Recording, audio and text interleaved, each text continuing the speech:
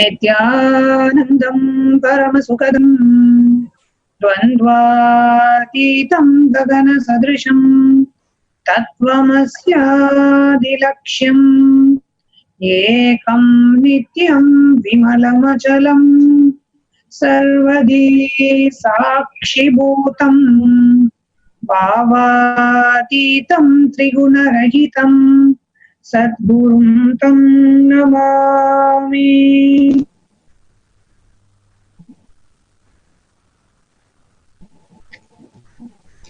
Nithyananda, welcoming. Nithyananda.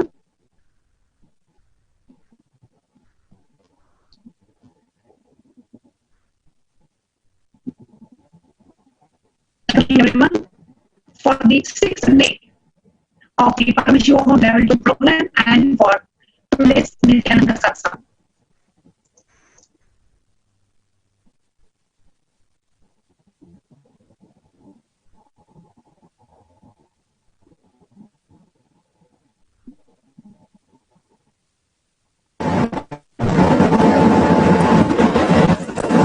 Welcoming everybody for today's Nithyananda Satsang.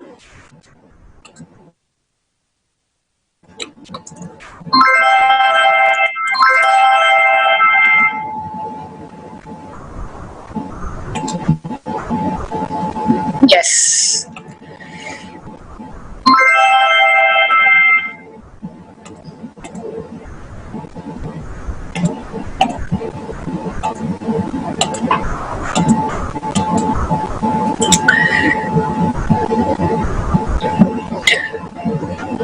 Today, as we get ready for Nithyananda Satsang,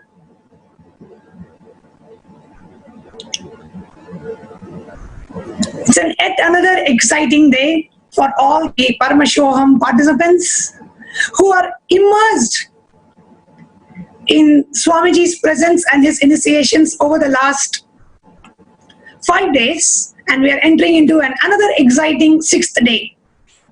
If I can just go over what has happened in the last 5 days of the Paramashivoham program, it is unimaginable.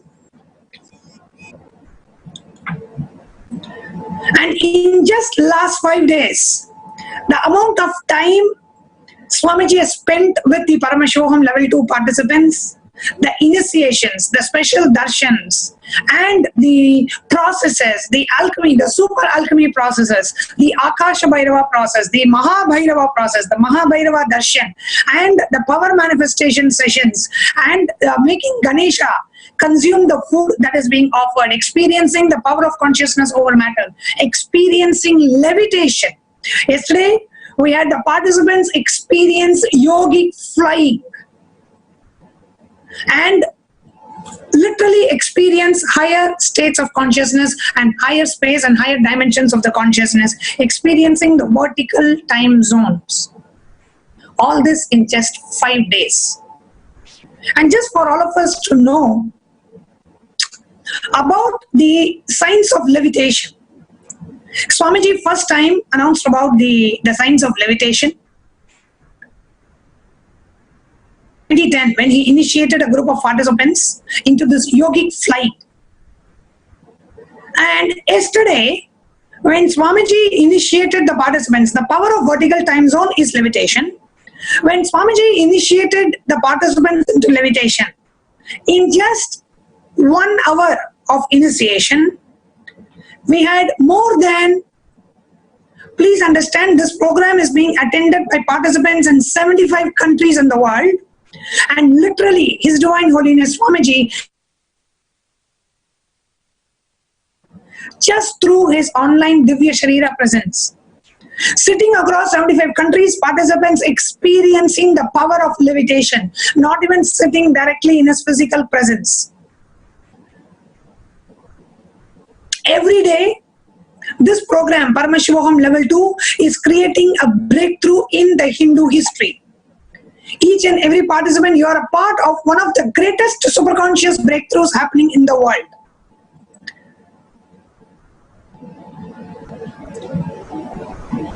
And the levitation yesterday was hugely successful, the initiation into levitation. Participants experienced intense Kundalini awakening. They experienced the levitation and the intense Kundalini awakening.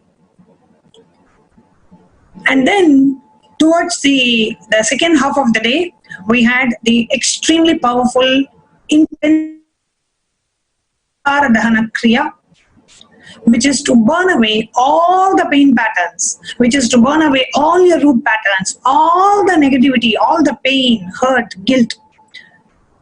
Participants went through extremely intense process, and the participation from the participants was so high. They were very, very involved in the process, sitting and going through all their pain patterns, going through the Samskara Dahana Kriya extremely sincerely. And I really want to congratulate and appreciate all the Paramashivoham participants, because the sincerity and the integrity that all of you demonstrated yesterday was amazing. And this is the only thing Swamiji had actually asked the Paramashivoham participants, which is, be involved in every step of the process. Be involved, participate in the program, participate in every process in the program. I will make sure you manifest the being of Paramashiva. So yesterday the participants did really, really well in participating in the Samskara Dahana Kriya process.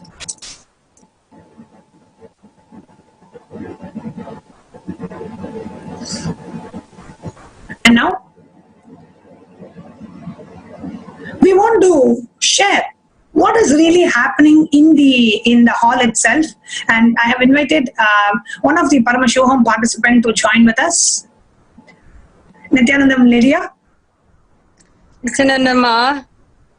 Yes, Nithyananda, thank you so much for joining. Is it possible to turn your phone so that it's horizontal and we are able to see you fully? Yes, this is perfect.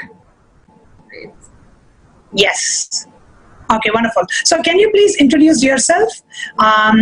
When you met Swamiji, and where are you from? When did you meet Swamiji, and how did you get to the Paramashivoham program? Your pathway to Paramashivoham. Okay, yes, Ma. Thank you so much for the opportunity once again. So my name is Lydia Singh. I'm from Trinidad and Tobago. And I was introduced to Swamiji, I'll say, through YouTube back in August 2018. So just about a year and a half ago. And I looked at Swamiji on YouTube for an entire year. I never met anyone during that time. I was just extremely curious. But there was something about the message that he showed and portrayed in that video that really drew me in, and I was hooked. You know, I would spend all my time just constantly looking at oneness videos and just doing research and just trying to find more and more about him. And it was only in September of last year that I visited the Toronto Adinam. I said, you know, I need to meet more of Swamiji's disciples. I feel a deep, deep connection to be with him, to be around his disciples, his devotees. And just a few days after I arrived back in Trinidad, I saw Manyatma's post on Facebook saying, I'm here in Trinidad. And I said, oh my gosh, you know, this is a sign. You know, Swamiji is coming for me. He's sending his sannyasis, his own, his own embodiment and extension of him to Trinidad. And things just quickly, things just quickly manifested from there. I attended the Kalpataru program, and then the Nithyananda Yogam program, which was just completely amazing and truly transformative. And then from there, back in December, I decided I wanted to be part of Paramashivoham. So I registered. I had everything ready. And I was ready and willing to jump in. And then we heard, it was postponed, and I said, oh my goodness, this is Swamiji is testing us. This is something beyond what we know. And now, just back in December too, I went back to the Toronto Adinam. I spent almost 3 weeks there serving. Again, I just wanted to be surrounded by his disciples. Just wanted to always be around him, and that completely transformed my life. And now, Paramashivoham too. Wow. I mean, this is such a huge blessing for me. If, I've seen many comments about, Paramashivoham and how life transformative it was. This to me is something that I've never experienced before. And for someone who was always a Shiva devotee and spent many years, praying and worshiping and going to temples, I've never had any of those experiences, even visited India as well. Never would I have thought about, being with Swamiji in this, such an intimate way, on two-way. I always thought, I needed to be with him physically and, experience his physical presence. But it's just so, so powerful, Ma. And I'm beyond grateful, just beyond grateful. When Swamiji announced the Paramashivoham Level 2 program, just a few days, right? Maybe around 16th of March, 17th of March, when Swamiji announced the Paramashivoham Level 2 program, it's going to be a 16-day online program. What was your first reaction? Oh my God, I was like, yes, Swamiji, it's finally happening. And when he said, after this 16 days, it's not even a program, you will no longer exist. Only Paramashiva will exist. That to me it was almost like, I was just waiting to hear that, because it's something that I knew deep down. And now, Swamiji is here, Paramashiva is here in physical body on planet Earth, and he's giving this to us. He's in our homes now. He's making it so easy for us to connect with him.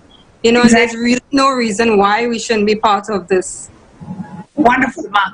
So, and you landed yourself in Paramashivoham too. And how has been your experience so far? 5 days of the program has been over. How was your experience so far? How has it been? Well, if I could start with day one shook me to the core. I was completely speechless. I couldn't really explain in words what I was feeling and the experience I had. And every single day is just, one level higher. If you think you couldn't go beyond that, you just completely blissed out, this is it. The other day will come, and then Swamiji will just shower everything upon you. So every single day. And for me personally, Ma, the amount of transformation I'm seeing in myself just for these 5-6 days, you could imagine at the end of 16 days, what will happen. And I mean, it's beyond words, really. Okay, and if we have to talk about darshan specifically, right?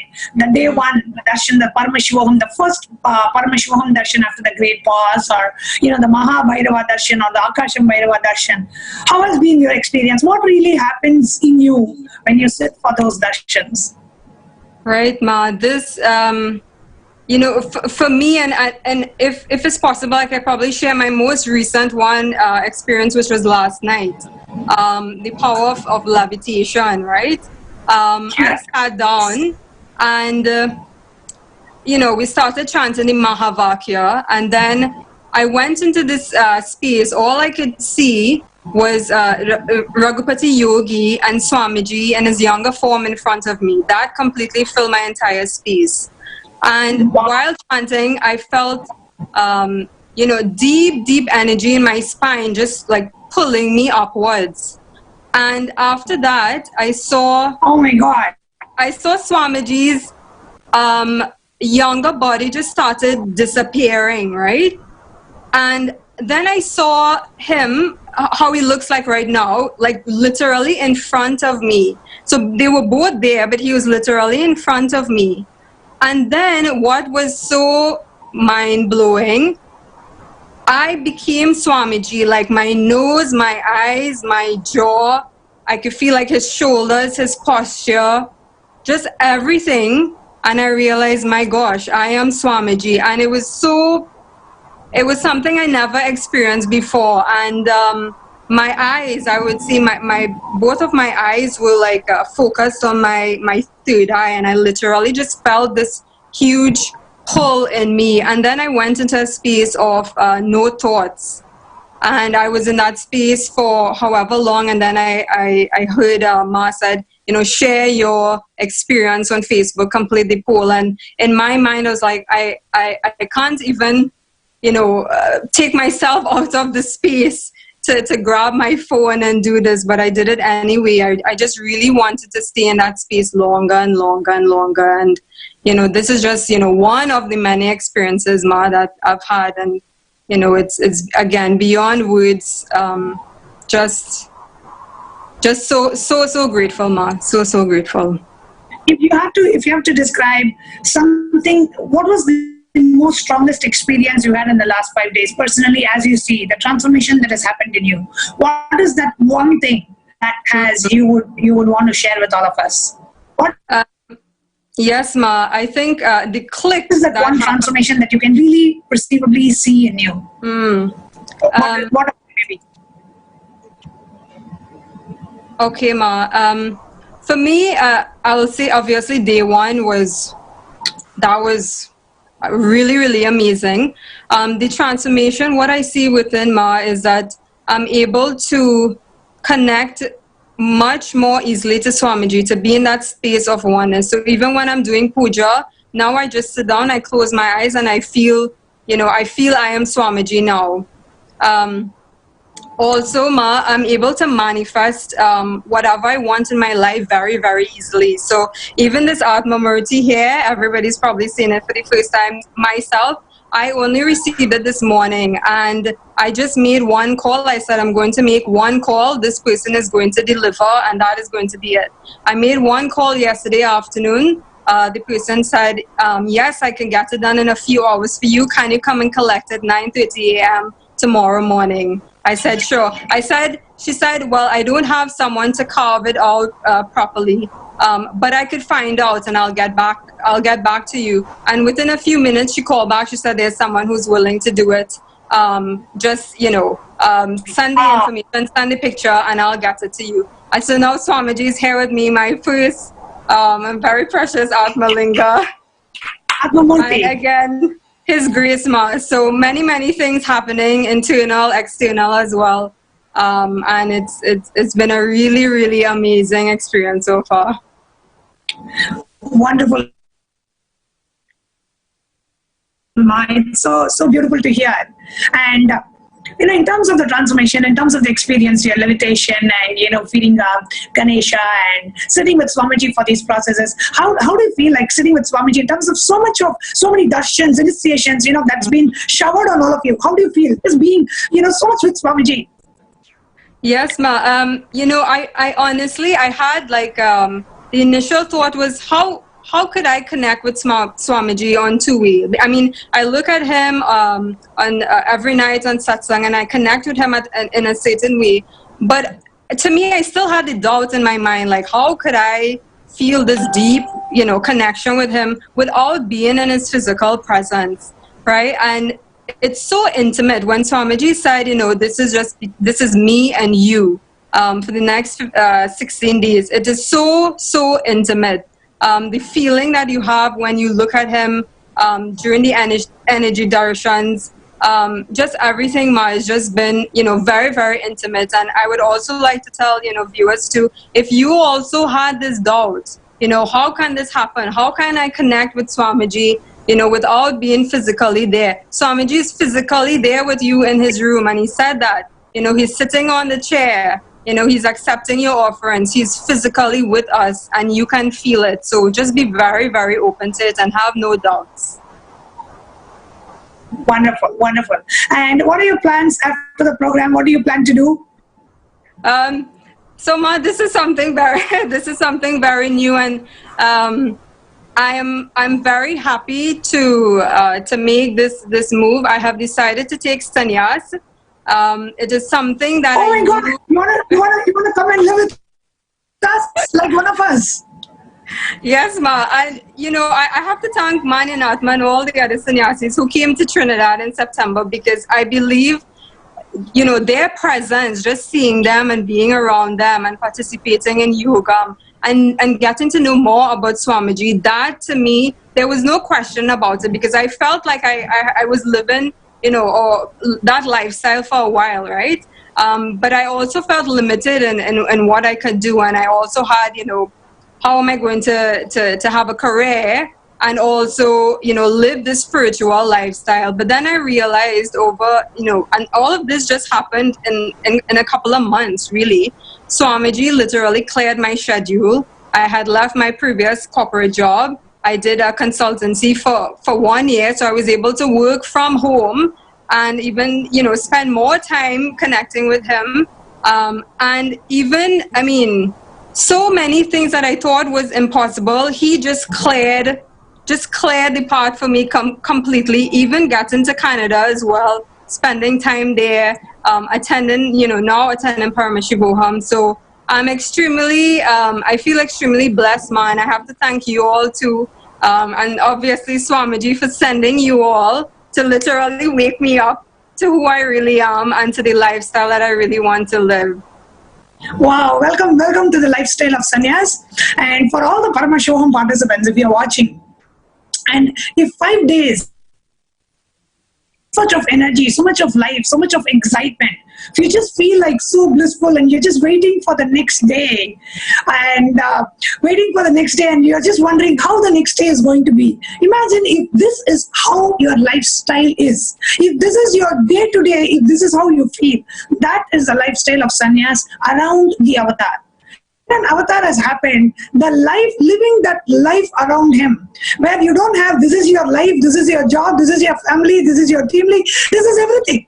And you don't really have to worry about anything else. That is the lifestyle of sannyas, and I'm thoroughly enjoying it, and I'm so happy, Lydia, you have decided to walk the path of sannyas with the avatar.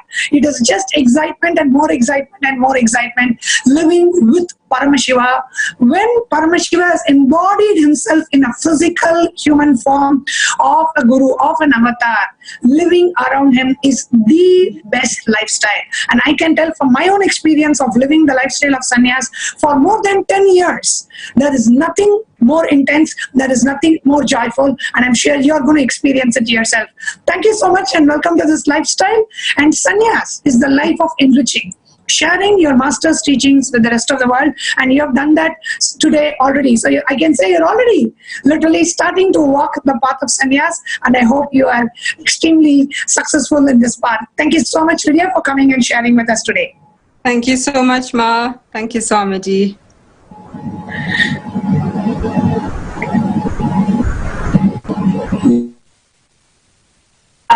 Whenever somebody talks about sannyas or wanting to live the path of sannyas, it just brings so much of joy and fun in each and every one of us. And because of the lifestyle, the sannyas, living with the master, living with the guru, and he literally takes care of everything. He takes care of your food, your accommodation, your spiritual experiences, and blessing you with the ultimate presence, his own presence. And literally sannyas is that lifestyle where how Swamiji is conducting the Paramashivoham Level 2, where manifesting the being of Paramashiva. Sannyas is literally manifesting the Guru. His own energy through different bodies, and those right to live the path of sannyas. It has been a beautiful path for each and every one of us. So I'm so excited that Lydia wants to join the Nithyananda Sannyas Sampradaya, one of the most vibrant, joyful, blissful communities in the world. I can tell that from my own example. So with that, let's enter into what we wanted to share with all of you today, which is about the levitation. Yesterday we all experienced the science of levitation. We all experienced about the levitation as an experience with Swamiji's initiation. But what is the science? When did Swamiji revive the science of levitation? I want to invite Nithyananda and Tattapriya to share that.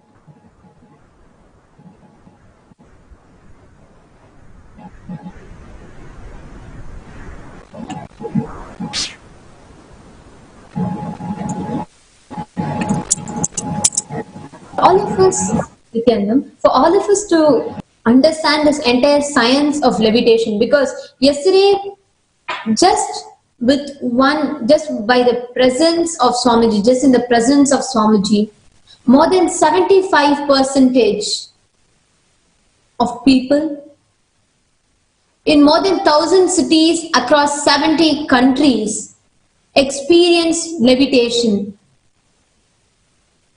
This entire Shakti of levitation, as described by Swamiji himself, is basically unleashing your inner potential energy. When the weight, Swamiji beautifully describes this, when the matter, every thought in us is matter. It has weight, it occupies space. And that is why very clearly see this, like how this like matter occupies space, right? We can very clearly observe it, like when, for example, let's say you are feeling depressed, you are feeling some kind of sadness in you. You already feel a heaviness. You tell, oh, I'm feeling heavy at the bottom of my heart. I'm feeling heavy in my stomach. I'm not able to digest it. I'm not able to stomach it, because you clearly start sensing a kind of heaviness physically inside you. That is because thoughts do have weight. And that's why Swamiji revealed so beautifully yesterday how these thoughts, and especially when there has incompletions, where the past hangovers are having the impact on you even now. These ground you, these pull you more towards the ground, and literally making you being affected more by gravity. When you do Tyaga, when you sacrifice all these negative emotions or your incompletions or all these thoughts which are actually grounding you more, you will simply start levitating. And that's the science that Swamiji revealed, and as Akasha Bhairava himself, Swamiji just invoked Paramashiva's being in everyone, and simply across 70 countries people levitated. This whole Swamiji, every time he beautifully tells that every single thing that Swamiji is giving to the humanity, it is not something that has been just yesterday or today. Since the very avatar, since the time Swamiji has landed on planet Earth, Swamiji has been continuously, tirelessly working only towards reviving this mission. Be it even the Sri Kailasa, creating this entire Sri Kailasa nation. Every single thing that is today in the Sangha, Swamiji has been working for this tirelessly. He himself has been pouring his life, sweat, blood and energy into every single pillar that is being a strength for Sri Kailasa to stand today. Just for example, this one power of levitation. Many of us might know that yes, Swamiji is popular for this levitation because people float in Padmasana in more than 1 feet, which science is unable to comprehend. There's so much where the science says that in the scientific reading, the QEEG machine and the brain mapping, it clearly shows that the people are in the state where it is showing completely, it is restful state. There is no activity, but actually people are jumping and almost 1 foot above the ground. There's a lot to it, a lot, where science is trying to explain what is happening. Like science is able to clearly map that there is something phenomenal which is happening, but not able to understand the why behind it. And before us going and like actually learning, even this why, that before knowing like how it happens and how Swamiji is making this whole science happen, experience for all of us, we all should also know that all this scientific research that we are seeing, especially just this one example of levitation, this is not something that Swamiji has been doing just since 2005, 2006, no. Right from his birth, from his very young age, Swamiji has been manifesting these Shaktis. And we have so many witnesses and so many things. And let us all now directly hear from Swamiji's very own biographer, how this entire experience happened to Swamiji. So I welcome Ma Bhaktika Swami to share how Swamiji experienced levitation from his very young age. Nithyanandam to one and all of you, and welcome back again to all the Paramashivoham Level 2 participants. We are still on the science of levitation. We started yesterday, and amazing experiences from all the Paramashivoham Level 2 participants of levitation happening inside of them, and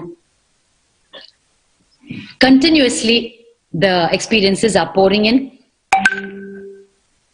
While we are on the subject of levitation, on this power of levitation,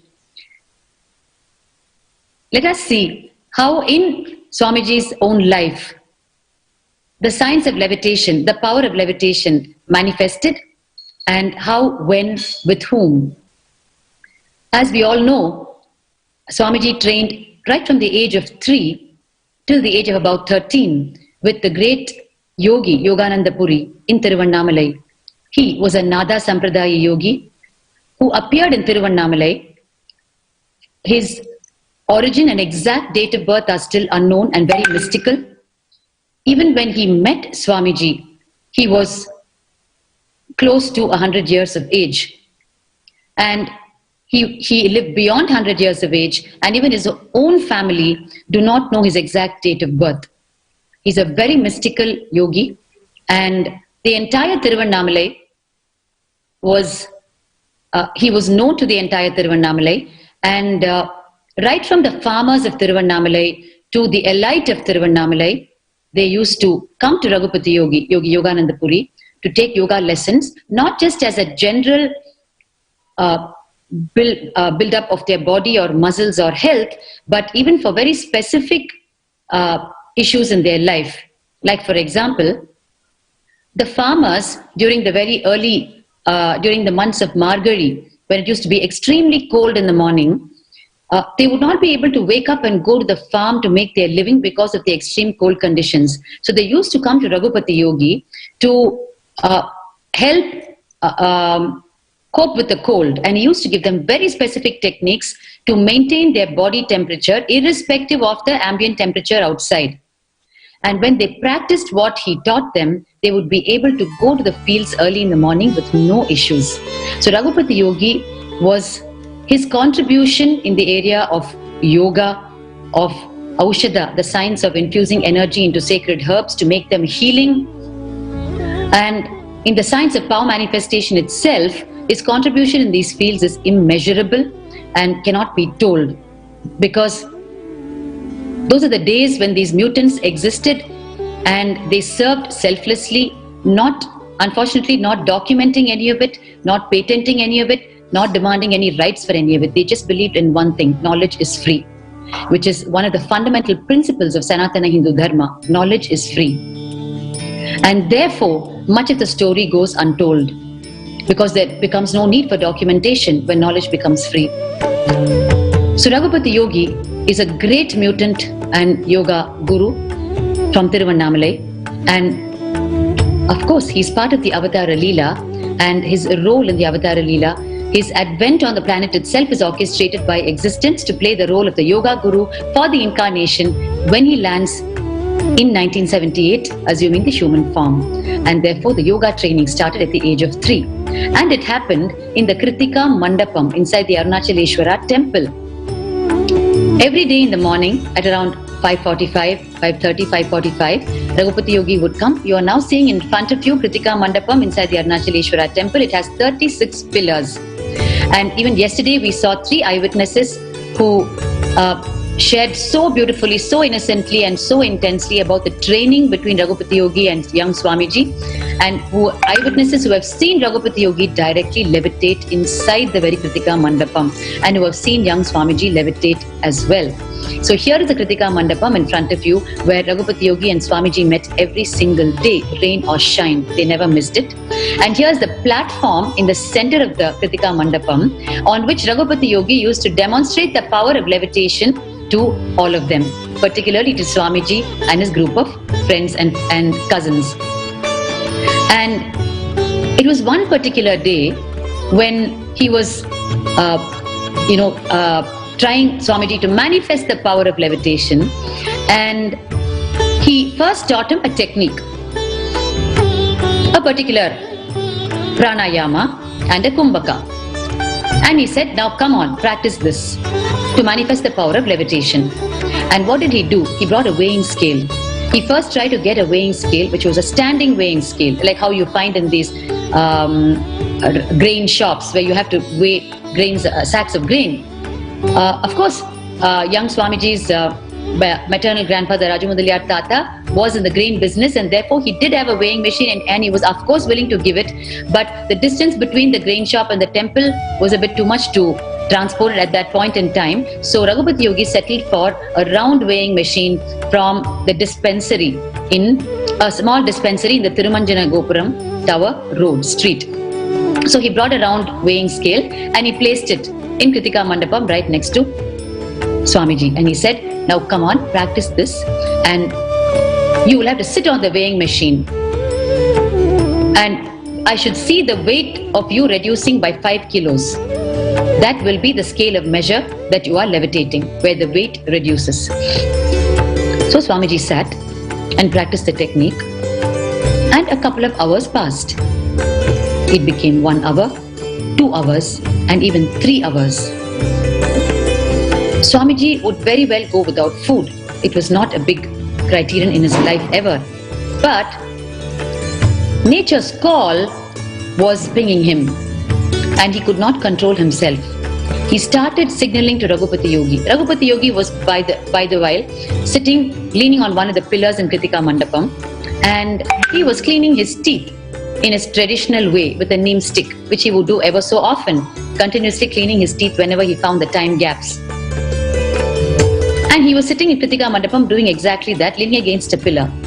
And Swamiji signaled to him with his little finger, which is how they used to signal in school those days when they had to attend to nature's call, because it was considered a little embarrassing to verbalize that you want to use the restroom, so they would only signal with a little finger. So he was signaling to him, and Raghupati Yogi decided not to take notice of his signal, and he continued cleaning his teeth, just making a sound ah as an acknowledgement that he had seen the signals. A couple of hours more passed by, and by then Swamiji was not able to contain himself anymore, and he started calling out to Raghupati Yogi, telling him that he definitely needed to use the restroom. But there was no change in the body language of Raghupati Yogi. He continued cleaning his teeth and just acknowledging him with a sound, not even a word or a response verbally, either telling him that he could use the restroom or he could not. And now, young Swamiji had reached a stage where he could neither miss the Guru Vak, the instruction, the word of the Guru, that the scale has to show 5 kgs less. Only then the power has manifested, only then the levitation has manifested. Neither he could miss the Guru Vak, nor he could dirty or spoil the sacred space of the temple in which Kritika Mandapam was located. And mind you, from when he was young, Swamiji had great respect and sanctity, even in his own personal spiritual discipline inside his own home. And he would have multiple times bath before, getting into puja or any other sacred rituals, anything to do with deities or worship. So he was a real stickler for this complete hygiene and complete cleanliness. And therefore, he could not even dream that even due to nature's call, which he could not contain anymore, he could spoil the place of the temple. So it was an extreme pressure situation for him. And his integrity to his Guru's word is extremely high on the other side. So he was just torn between these two extremes at that point in time. And here was Raghupati Yogi acting completely blissfully oblivious to the pressure situation of young Bhagwan, and pretending, of course he heard him, but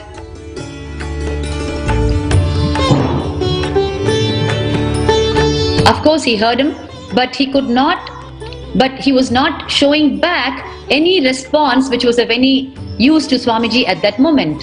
So it was extreme pressure situation where he could neither miss Guru Vak nor he could spoil the space of the temple.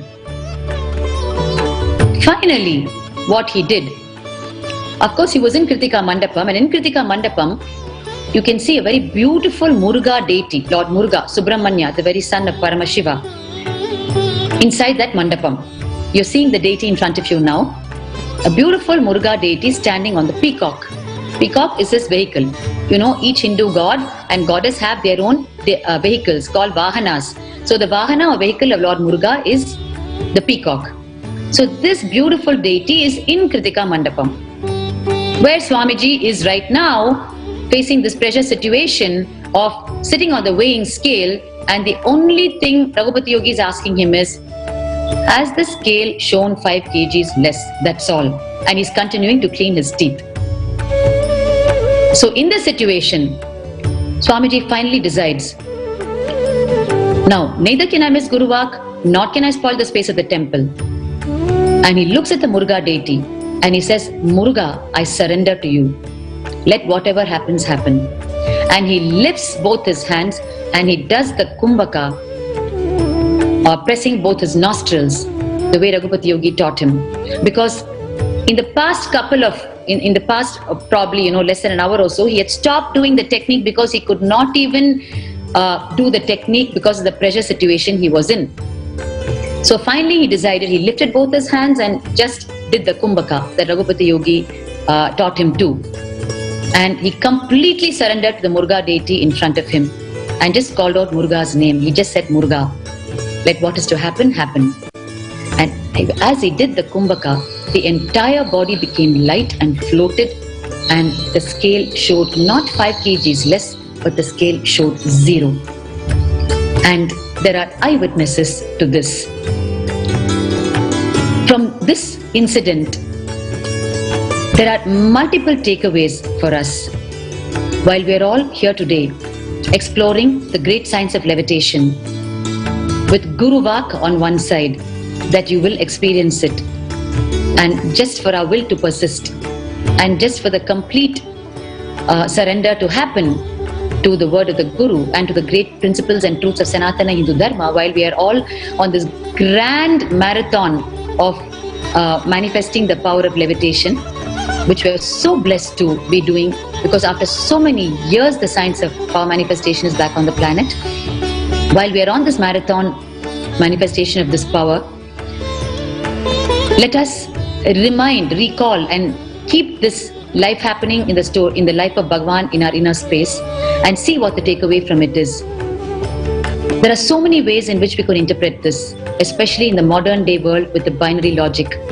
The fact that Raghupati Yogi did not allow Bhagavan even to attend nature's call, and he just pretended to be brushing his teeth, as though he's not even cognizing what he's saying, as though he doesn't even understand the pressure. Of course he understood, but his body language was such that Bhagavan was wondering why he is not responding to him. Understand the greatness of these gurus, the deepest compassion that they have for the disciple to find the way to manifest the power finally for themselves, to figure it out themselves and to align themselves to it. Because finally, when he decided to stand his ground and respond the way he responded to young Bhagavan, what happened? The power manifested and the pressure situation completely disappeared. For that intimate relationship between the guru and disciple, where the disciple neither looks at it as a torture or as a like in today's modern world, I'm sure a pedophile or a child abuse case would have been filed against Raghupati Yogi. That is what we're seeing happening around us today, which is such a great loss to humanity, the way the whole mental setup of human beings has degraded to. Probably a child abuse case would have been filed on Raghupati Yogi, but the intimacy and the depth of relationship between guru and disciple in this incident needs to be internalized by each one of us, where Raghupati Yogi knows, and he's so confident the result will manifest, and he has the liberty to take with the disciple. He knows the disciple is not going to misinterpret or misunderstand him, and the disciple will not get back to him with vengeance or violence or misunderstanding. And the disciple, young Swamiji in this case, doesn't miss Guru Vak, doesn't form any other opinion or judgment about the Guru. He only persists and only pushes himself to find a way to manifest the power. He looks at the Muruga deity, takes the help of the Muruga deity. All the deities are only there for us to take our help to touch the ultimate oneness with Paramashiva in us, and he does exactly that. He neither misses the Guruvak nor he spoils the place by professing nature's call. He takes the exact correct route. He just surrenders to the deity he sees in front of his eyes and said, let what is to happen, happen. I will neither to miss this nor miss that. And then the power manifested. So this is one of the most beautiful, like extreme stories we can think of in our, continuously remind ourselves with when we're faced with situations which will definitely not be so extreme in our life, because we have the presence of Swamiji, who is Paramashiva himself, and who makes it so, he's so compassionate that just little will persistence is enough on our part. We don't have to push ourselves to the extreme situation that he has faced ever so many times. He has subjected himself to such extreme situations so that the 100% scale is already demonstrated to us as possibility. And therefore, when he demands the same of us for our own experience of oneness with Paramashiva, we already have the 100% scale. Therefore, if we just do 10%, it is enough. Because he's there waiting for us only to at least align to that 10%. Because with that, he knows we are ready for it, we want it, and we're willing to receive it. That's all he needs. So he doesn't even require us for that 100%. He has demonstrated with 100% in every situation in life, so that the full scale is available for us as reference.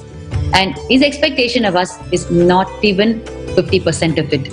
So with that understanding today, from the very Atma Pramana, from Bhagavan's life, let us enter into the marathon of manifesting the power of levitation again today, along with whatever else Bhagavan has in store for us during this grand happening of Paramashivoham Level 2. So I thank each and every one of you.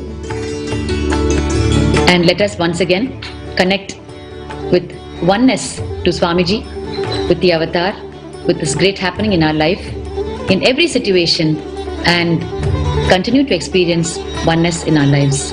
Thank you, Nithyanandam.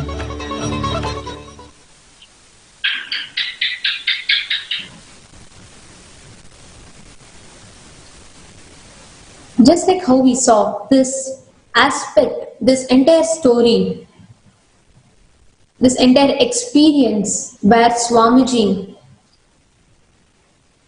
all the signs that he's giving, it's not a random theory that is just given yesterday or today. What Paramashiva gave to humanity thousands of years before, Swamiji not just brought it back, he lived it. He is a testimony of how successful the science is, and not just stopping with himself, but he is giving that very experience to every person. Actually, all the participants that manifested yesterday, each of you are a witness, each of you are a testimony to this science, the reality, the truth of this science. More than 75% of the people experiencing levitation. Levitation means jumping off of the ground. More than 1,000 cities across 70 countries, people have manifested this. So it is not about where you are from, how you are, nothing matters. Actually, all the participants that experienced this, each of you, it's a request to each of you. This is the time you can really tell the world the power of this entire Kundalini awakening, what it can do. And even based on like when we tell like benefits of it, like what it can actually do to you, we can see it through various lenses. Like you can look at it through different perspectives. Even scientific studies have been done on this.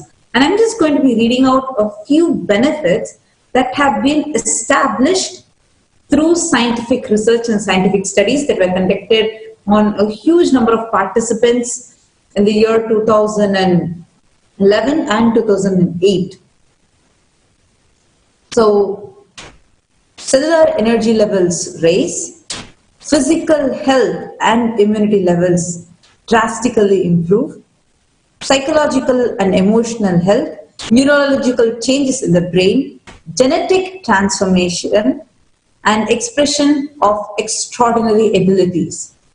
So let's just go into a few of the findings, like when we talk about cellular energy levels raising. So we heard from a participant yesterday, where the participant, actually not just one, but so many of them were sharing, like after a whole day program, where they hadn't slept or anything and they have been fully awake. And they were telling that they are feeling more energetic. Even at the end of the day, they don't feel tired. Instead, they're feeling so energetic. So when we just mapped it back with the data that we got after some scientific research, we found out that the mitochondria, like which we call as a powerhouse of the cell. So the mitochondrial activity in each of the cell, that decides what is the metabolic rate and the energy level that the person has.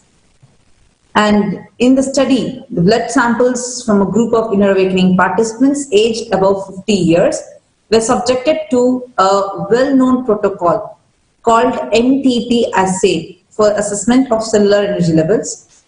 And 100% of the participants in this particular study recorded a drastic increase in energy levels. Actually, there are so many Paramashivam participants who have attended Inner Awakening. I'm very sure that I know so many devotees and so many people have experienced Inner Awakening and this extraordinary power of Kundalini energy. The moment Swamiji initiates just through the Diksha, how our body experiences the experience of a phenomena that is beyond science. And each of you that have experienced this, I really think when we explain the science, every person that has experienced this as a testimony are the very Sakshi Pramana, the living testimony of the truth that Swamiji has revealed to the world. So it is really time that each of you open your Facebook, open your social media accounts and tell the world, show the world that each of you are a living testimony of the science that Swamiji has given. And so make sure each of you go to Swamiji's profile where Swamiji has made the post, and also the page HTH Nithyananda Paramashivam. All of you can comment your experience, share the post, write your experience as a description and tell what is the click and how you are a testimony to this experience, to this science of Kundalini awakening and levitation. And this science, the study that I'm talking about, the scientists were stunned that the average, see, all the participants who were tested were above the age of 50. And 100% of them had minimum of 967% increase in the mitochondrial cell energy levels. Understand? Even according to science, the maximum, whether you do yoga or meditation, anything, you cannot increase more than 40%. But through this program, not just above 40%, but it is 967%, which is the average, even for people who are aged above 50. So this is something extraordinary, which now so many participants also have been experiencing. And it's really high time that all of us take a few moments now, open your Facebook, share this, share what kind of an energy you have been experiencing, share how you felt when you levitated in the air, how you felt when your whole body just seemed super light. How you felt, what was your experience, what kind, many people were sharing about how the whole churning was happening inside them during this SDK process. It was so exciting to listen to so many experiences just being shared by people. And you all can become the doors through which Paramashiva flows through and reaches out to all those beings who are just waiting to connect with him. Paramashiva had revealed that 10,000 beings have been blessed and 10,000 beings have been they are ready to receive Paramashiva. Actually, every single viewer on Nithyananda TV, every person on Facebook, YouTube, Twitter Live, whoever is seeing this right now, this is a time that all of you become a part. Because me, when I am missing it now, unfortunately because of the anti-Hindu elements who are persecuting Swamiji, I know what a loss it will be for me, because this science is too precious. This is the time you decide to jump in. This is the time you decide to become a part of this. And I think Jnanatma Swami conducting this whole session every day, it will be a totally different experience, be it to see the participants experiencing levitation, or be it to see how people are manifesting the powers of consciousness over matter, or how people, more than 600 people, fed deity. It is not a joke. And all from 75 different countries.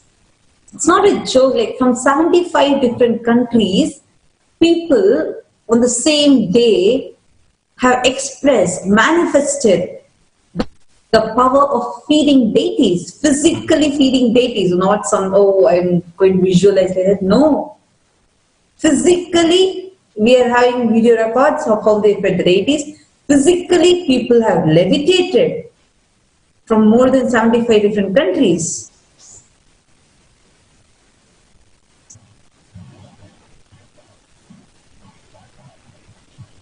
So this is something like extraordinary which is happening, and we request all of you to take a few moments and actually share this.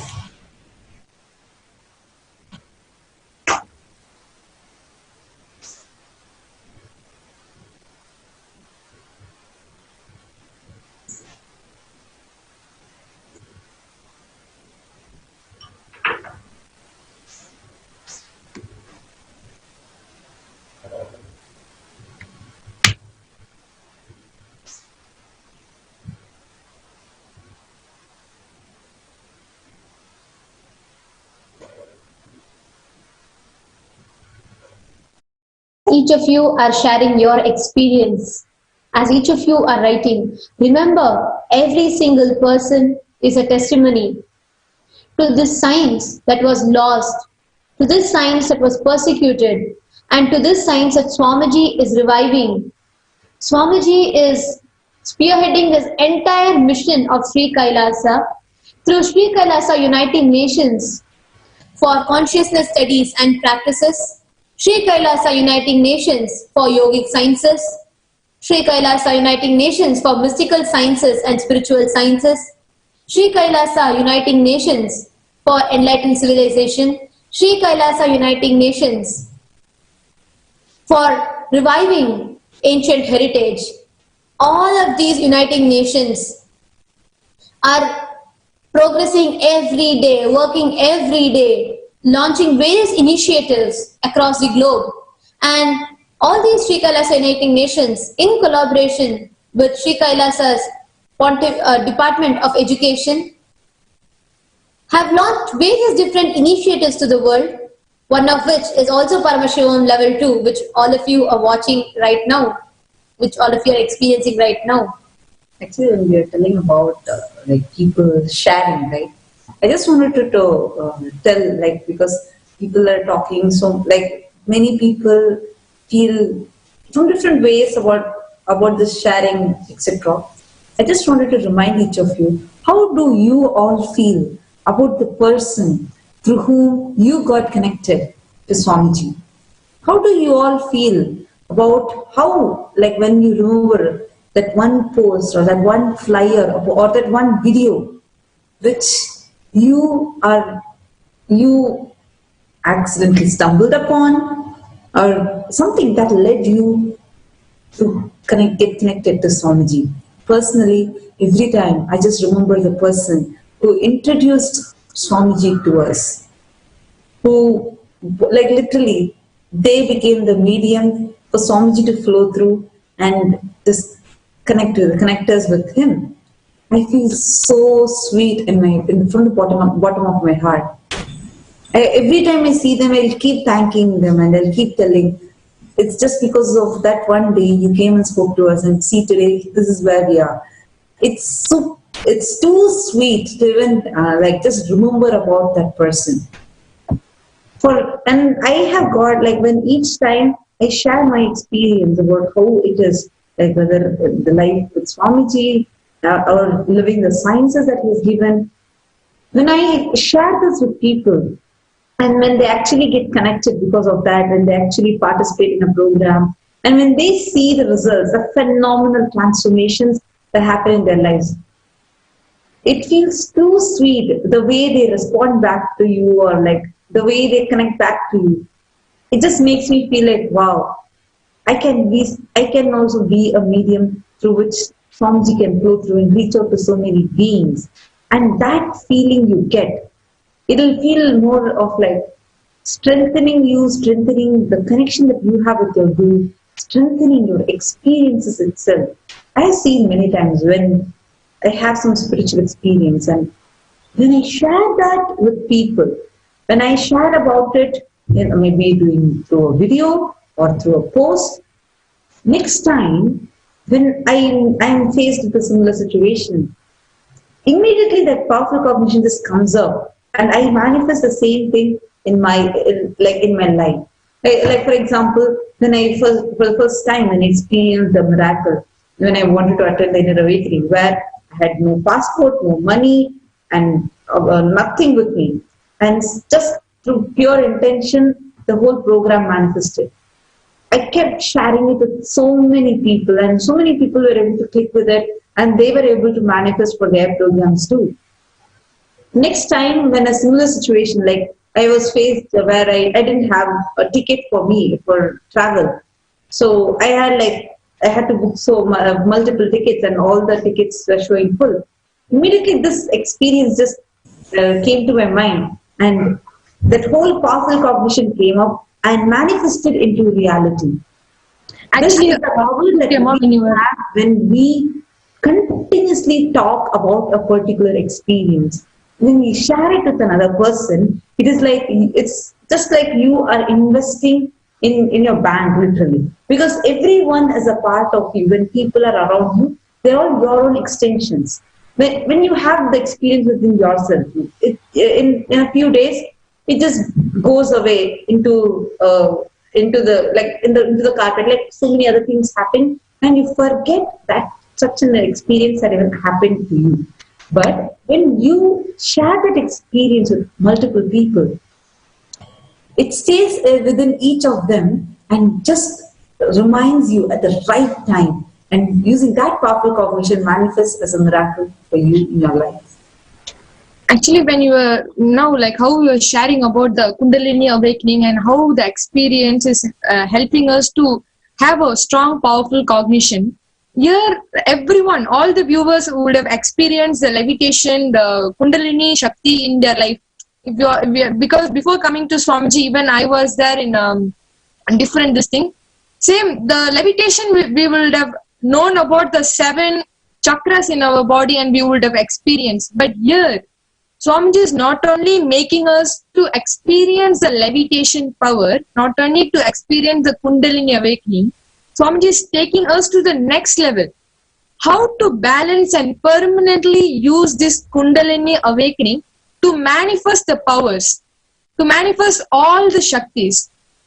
The only thing which we need to do to experience the Kundalini Shakti is to do Tyaga to all the right, wrong, good, bad, all these thoughts. We just need to digest and do Tyaga and renounce the fear, like how Mahabhairava is doing.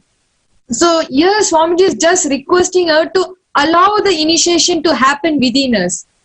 And do not expect which one to happen in us during that initiation. Just be relaxed, like how you will be like if you're having some incompletion, if you just go and lie down on your mother's lap, how you will feel. Exactly that same way, we just need to be relaxed and allow the initiation to happen within us. And do not expect which one to happen in us, because he knows better than us what needs to be inside us, and which one need to be open, the Shaktis. Everything Swamiji is guiding us step by step.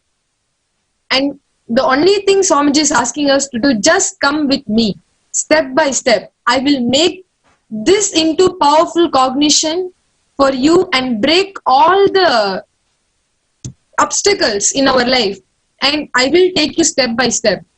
Like in how Swamiji was sharing in yesterday's Satsang, we just need to do Tyaga. Only Chandala, they will always wanted to be in the space of the lower consciousness state. And they'll always will be judging the thoughts, whether this is right or wrong, and the bad or good, or they will just start enjoying the worries, the powerlessness. So when we just start enjoying the worries and powerlessness and just keep judging, all the thing which will, all this powerless cognition will make us to become a Chandala, not become a Paramashiva. The very being of Paramashiva, we won't be able to manifest when we just caught up in this delusion. Now Swamiji is here to guide us step by step. Which one need to be dropped?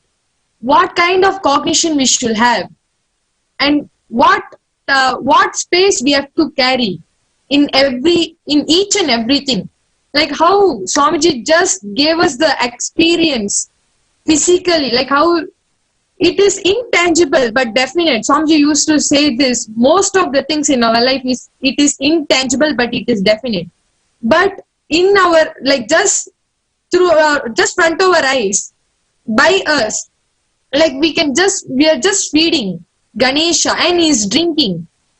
It's just happening front of our eyes, and we can see.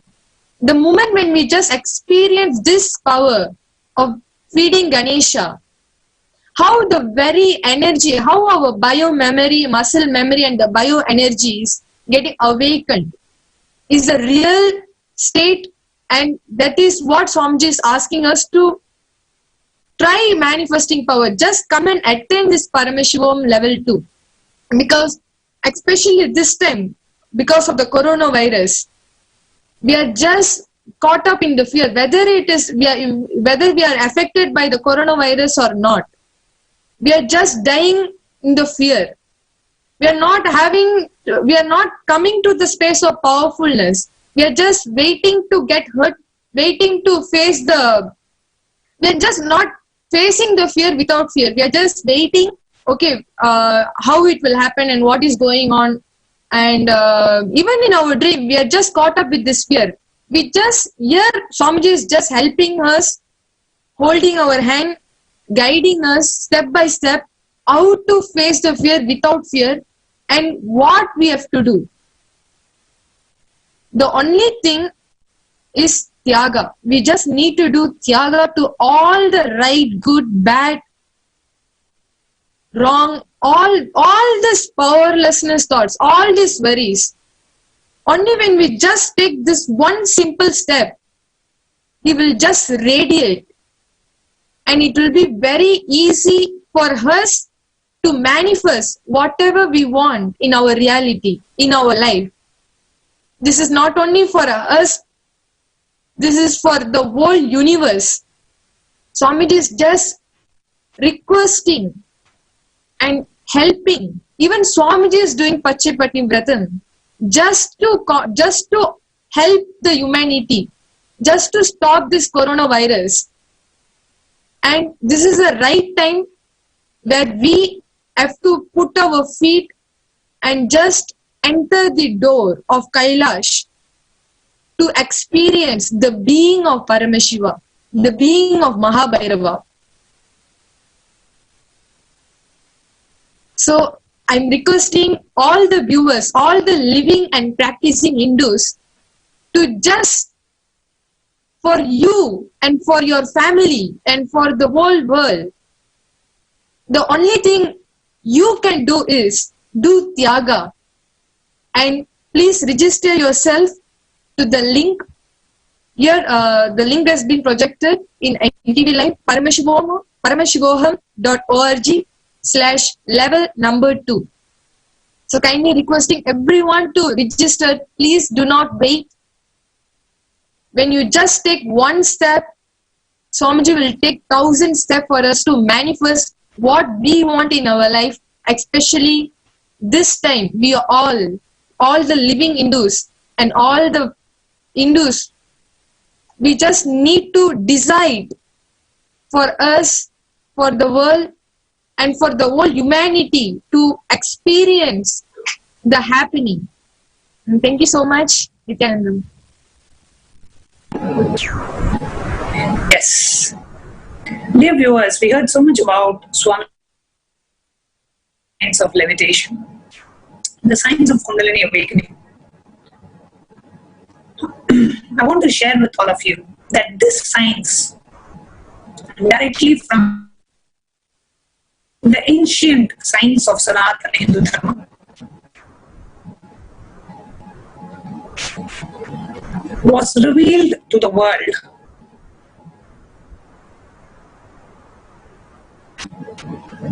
when Swamiji was illegally imprisoned for 53 days, sitting in the prison, but just for the fact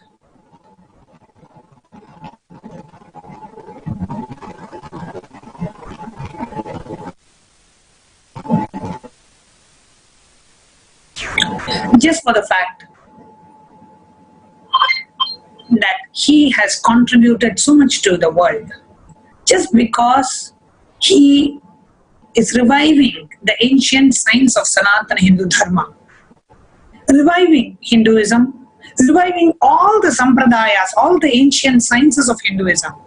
That being the only reason he was subject to illegal imprisonment. He was subject to horrific persecution in the form of character assassination, multiple assassination attempts, illegal false cases being slapped on him, lawfare and illegal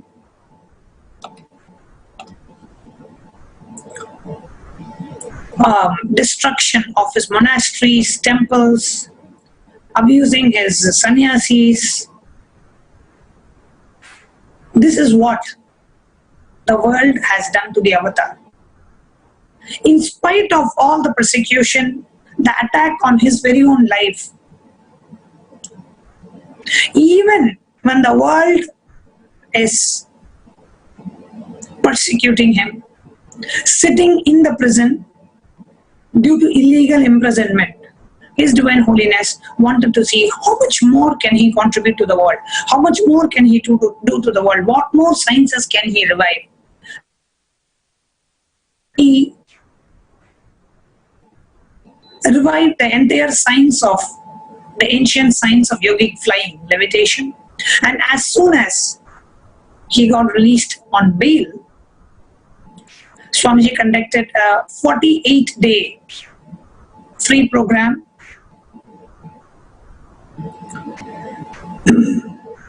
in the year 2010. Right after Swamiji was released on bail, he conducted a program where Swamiji revealed the science of levitation to the world. And that program is called the Living Enlightenment Process. One of the most powerful and successful programs ever conducted. Now, being in the illegal prison for 53 days, right? And from the year 2003, when Swamiji started his, from the year 2000, when Swamiji started his mission and his public life, till the year 2000, 10 years of relentless hard work in reviving the temples, the temple-based lifestyle, reviving the Sannyasa Sampradaya, reviving the monasteries, reviving the rituals, reviving the Agama, reviving the Hindu scriptures. 10 years of relentless hard work from a single man to creating a spiritual empire all by himself in just 10 years.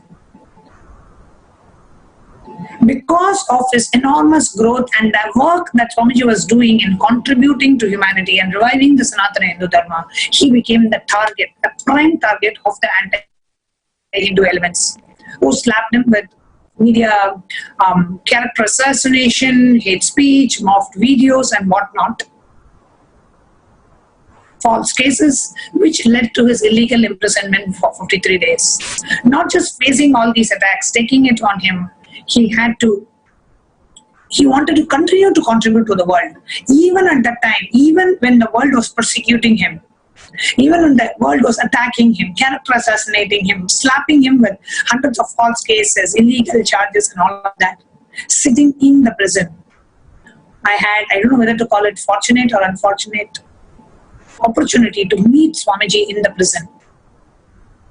When Swamiji was illegally confined, I was one of those who went and saw Swamiji in the prison. I was living in the Adinam at that time. None of us could just take that scene. But even as I entered the prison, that prison was just vibrating with his intense presence. As I just entered the prison, I felt like 1,000 energy darshans is happening inside me. That was the space in the prison cell that Swamiji was confined, illegally confined to. And Swamiji shared with us, a few of the Adinavasis who met him in the prison. He shared that I am reviving the science of levitation and the science of Hatha Yoga, and I will be bringing it out to the world once I am out, once I am free from the illegal imprisonment. And as soon as Swamiji came out of the illegal imprisonment, he announced a 48-day program where he revealed the science of levitation to the world. So this whole science of levitation happened when Swamiji was illegally imprisoned. Swamiji only said one thing: even if the world persecutes me, I will still contribute to them, because that is my mission on the planet Earth.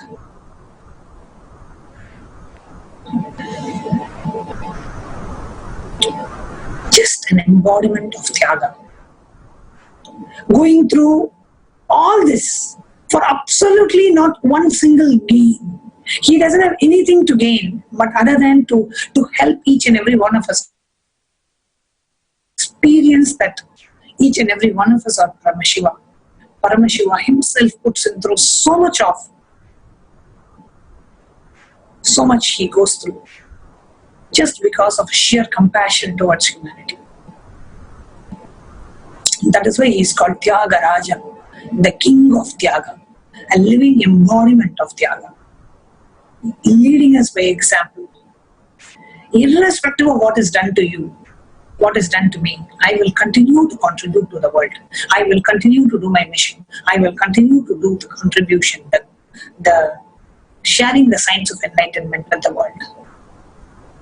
And one of the greatest sharings and knowledge Swamiji has brought out is revealing the 11 dimensions, the knowledge of 11 dimensions, which is what is the topic for the Paramashivoham Level 2 participants also today. So let us watch the Satsang where Swamiji himself shares about the knowledge, the royal secrets about the 11 dimensions of the universe. Let us get ready by the chanting of the Mahavakya. Om Nithyananda Paramashivoham. Nithyananda.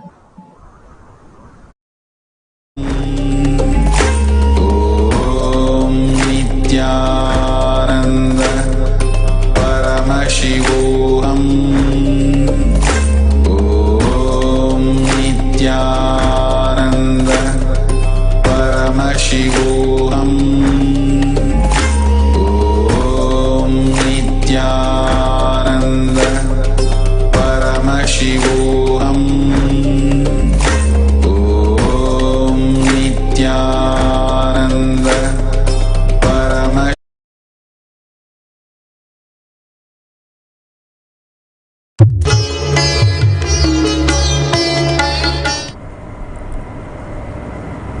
Nithyanandeshwara Sadashiva Samarambam Nithyanandeshwari Adishakti Madhyamam Asmadacharya Paryantam Vande Guru Paramparam.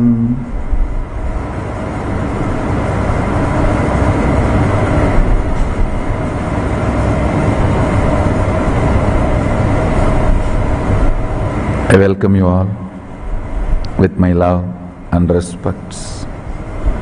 I welcome all the devotees, disciples, samajis, satsangis, participants, visitors, viewers, sitting with us all over the world for this program, Experience Kailasa.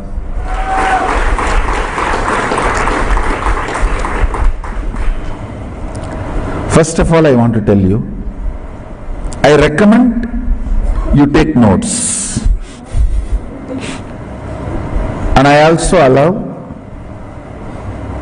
anybody to video record, audio record.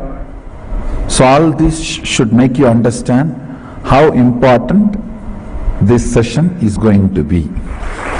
And I also sincerely recommend you watch this like a spiritual practice for next 21 days. I'm going to introduce Mahasadashiva. Everything possible which can be introduced, dimension or cosmology, understanding, I'll introduce in every possible way. I'm introducing cosmology directly from horse's mouth. Understand?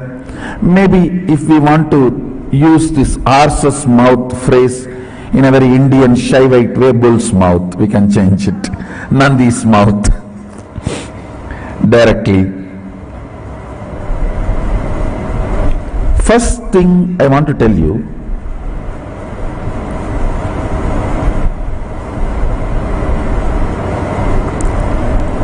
people feeling, oh, these big concepts, ideas, cosmology, all these are not for me. This idea is not cute. Please understand.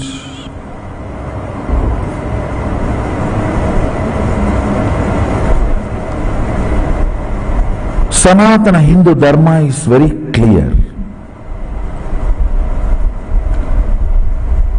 Not able to understand is lie. Not interested in understanding is the truth. Listen. The word not able to understand is lie. Not interested in understanding is the truth. So do not cherish with the cuteness. Oh, all these big concepts I don't understand. I don't care. I don't want all these big concepts. You just tell me what should I do. I am telling what you should do. Understand. Now people try to celebrate, feel cute about their decision not to put their listening and integrity together to understand life. Please understand.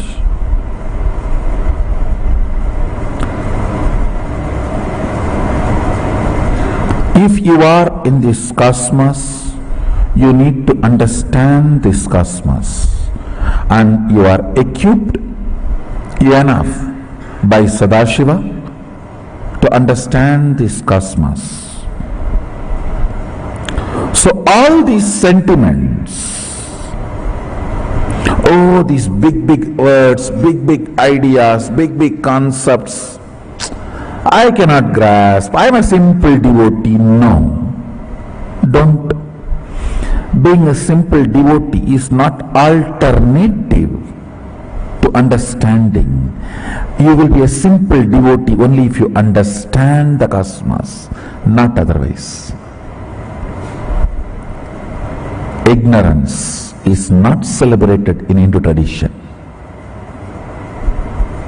Ignorance cannot be the quality of a devotee. Many times I hear this argument, "Oh Swamiji, I am a simple devotee. You just tell me what should I do. I cannot understand these big words, cosmology, cosmos." No.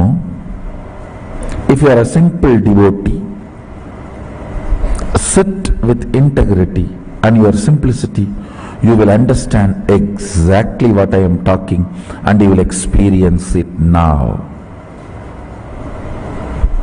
I am introducing Mahasadashiva as he himself introduces himself in Vidya Pada of Agamas, and I have some of the interesting articles by modern day researchers. In the modern day, some people are trying to research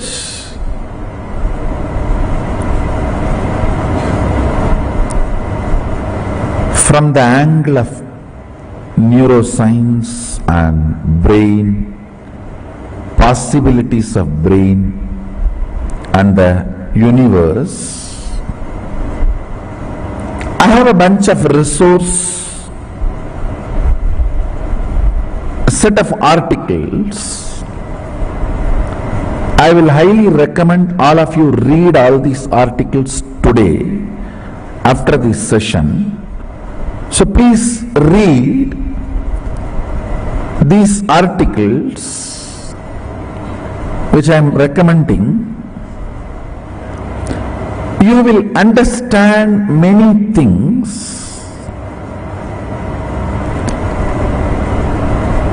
in the language you cognize. I am not saying these researchers have grasped everything of what Sadashiva talks about cosmology in the Agamas, what Sadashiva introduces. I don't want to say these researchers have got everything, but I can comfortably say that they are moving in that direction. For example, let me first give you the reference of those articles. It is like a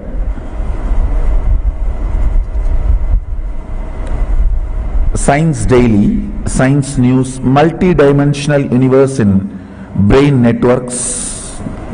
There's article name, and I have few more, maybe around 20 articles.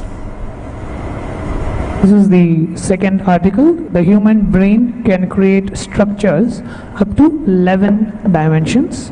And then I'm again projecting a sequence of article titles.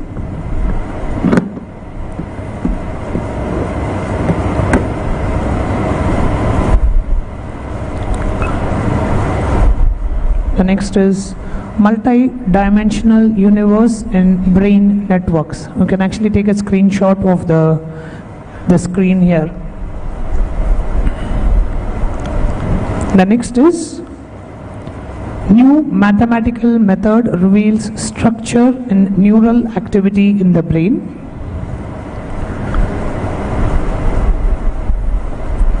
Mathematicians help unlock brain function. Multi-scale computational model sheds light on embryonic development. Cold Spring Harbor team to use $2.7 million NIH grant to map long-range neural projections. Researchers propose sequencing-based approach to map all neuron connections in the brain. Now I want to tell you, first I wanted to express my appreciation for these researchers putting their knowledge and intelligence, time, energy and integrity in this line.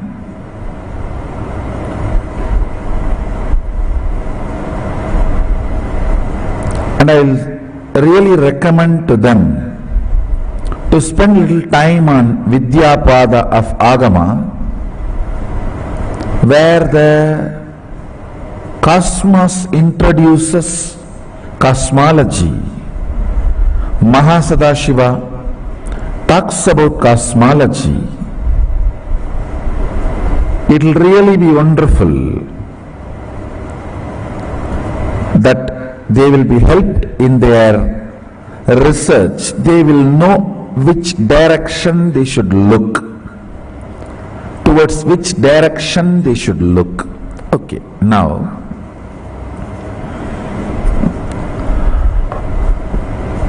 all this research is all about your brain. Understand, this is like a mirror.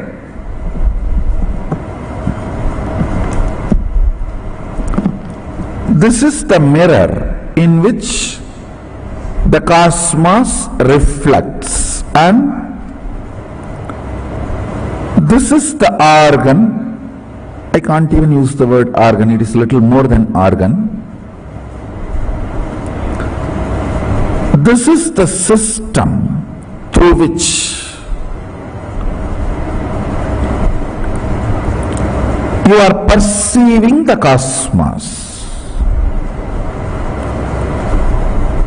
universe, existence.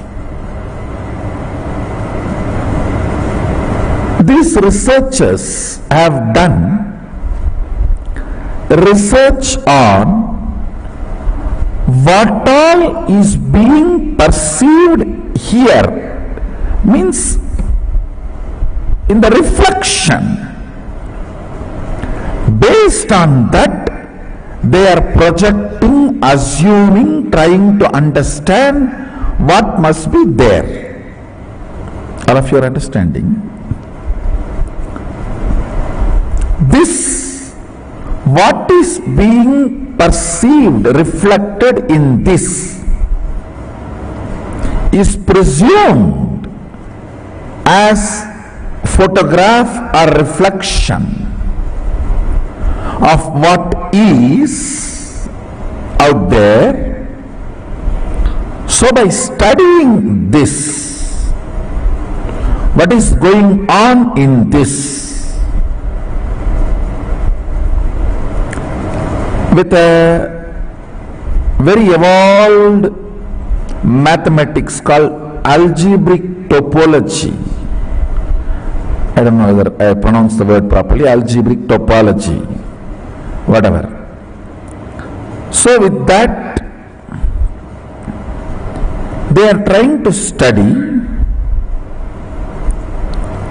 project, understand what is going on in this. With that, they are trying to understand what must be out there.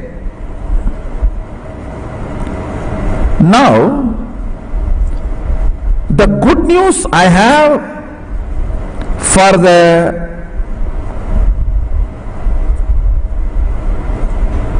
researchers is, you are heading in right direction, because we have a description of what is out there already by the person who is out there.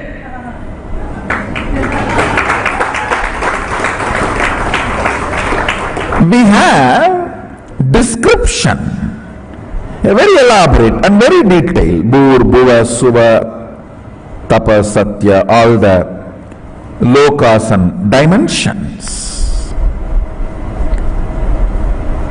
we have description by the person who is out there about what is there. Your algebraic topology, which they are trying to use, which acts like a telescope and microscope together. Understand? Algebraic topology is like a telescope, can project into the space to study the Big Bang and black holes, and it can be microscope, can be zoomed into inside a forest, a python hiding in the hole of a tree, and the blood group of that python, whether that python has some bacterial infection. It is like it can zoom into the networks. Understand, this algebraic topology is a very sophisticated maths they use, which behaves like telescope and microscope together. And with this, they are studying what is happening here. What is happening here? Roughly, I will equate this as a pindanda. And what is happening there is Brahmanda. By studying the pindanda with algebraic topology, scientists, researchers are trying to understand multi-dimensions of the universe. Listen.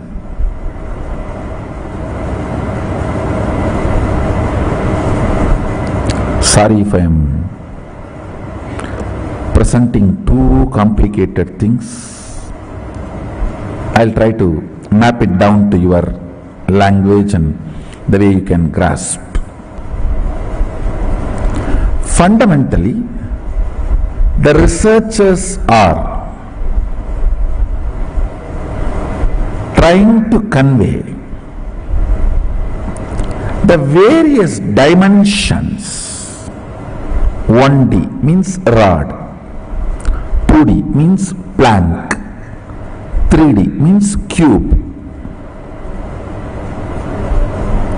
and the fourth D is a spatial dimension called time.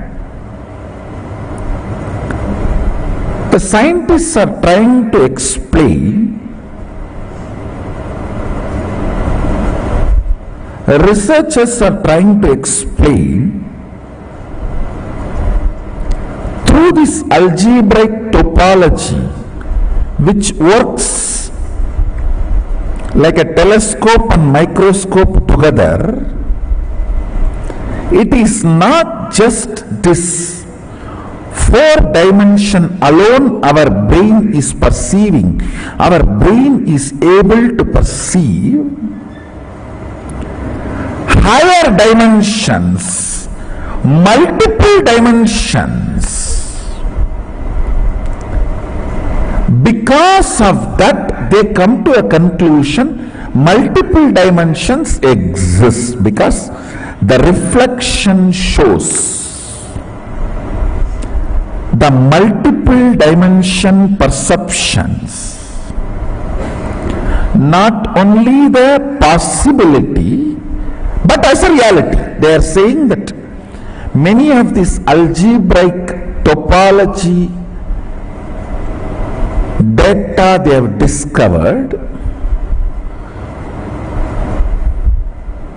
they try to map it and see its effect on the rat's brain, and the researchers are confirming many of this data is very realistic. Understand?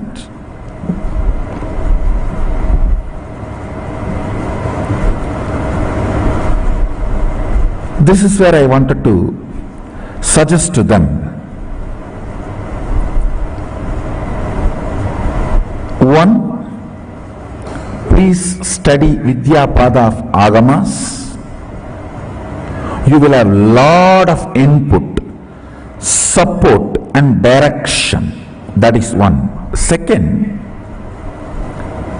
if you are really interested only in research, if you are not interested in any vested interests, come. You don't need to waste your time on putting your algebraic topology, projections, mathematics on the rat's brain and study. I'll give you live brain. You can study mine. I'll reflect this whole 11 dimension, what is out there in here purely. Study all the 86 billion neurons and its activities simultaneously. I am not interested in any of the pride, all these, that. I am saying, let's do something good to the world.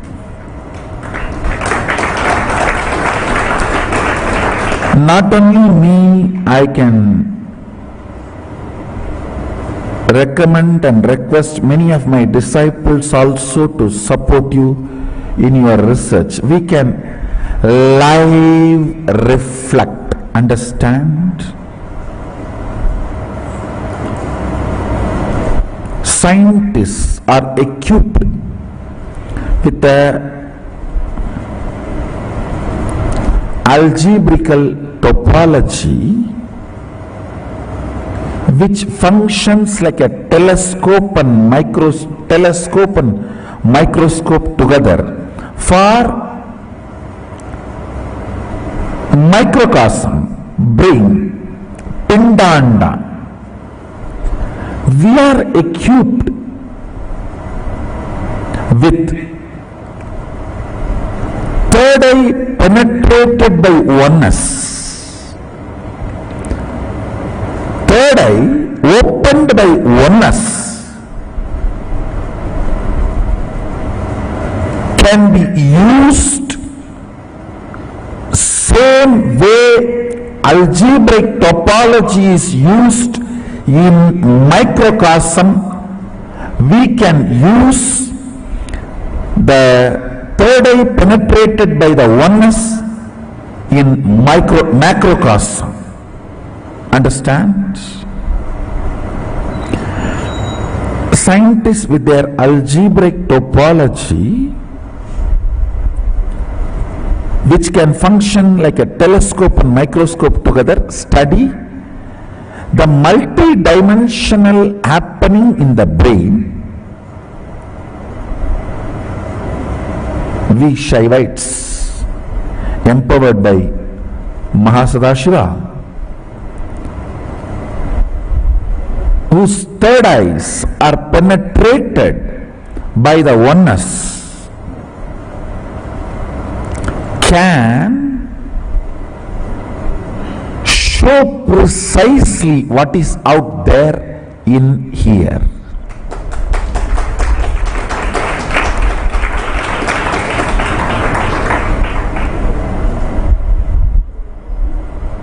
All of you are able to understand. In the macrocosm, brain,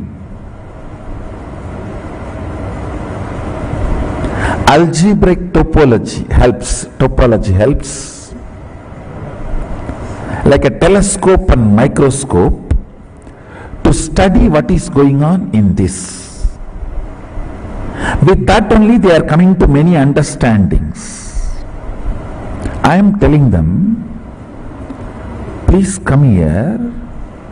We have cosmic algebraic topology third eye penetrated by oneness, which can function a cosmic telescope and microscope together. I can project and tell you precisely what is happening in the sun now.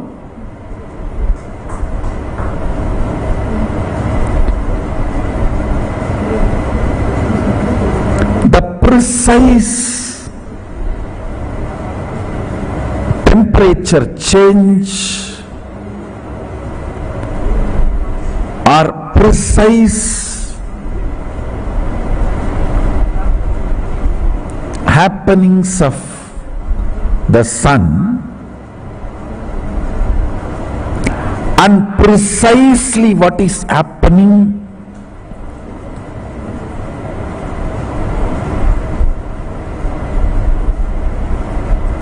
in your eardrum when you hear these words from my mouth. Understand? Microcosm's telescope and microscope is algebraic topology. Macrocosm's telescope and microscope together is third eye penetrated by oneness. As long as third eye is not penetrated by oneness, it is not opened, it is not yet initiated. The moment it is initiated, if the third eye is penetrated by the oneness, it acts as telescope and microscope together for cosmos, Brahmanda, what is out there. I can provide true help to these scientists by giving the documentation about what is out there by the person who owns everything out there. It's an owner's document.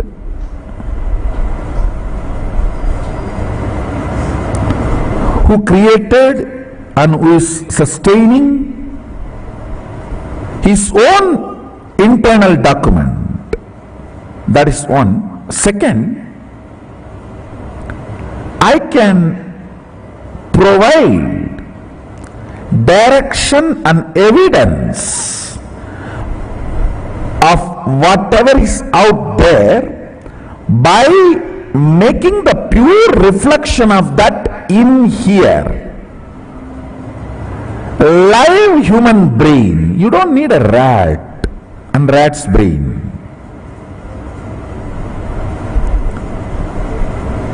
We have now enough of powers, empowered human beings who can just through their brain show you precisely what's going on now in Kailasa, what's going on now in Tapoloka, what's going on now in Bur, Bhuva and Suva, in all the different lokas.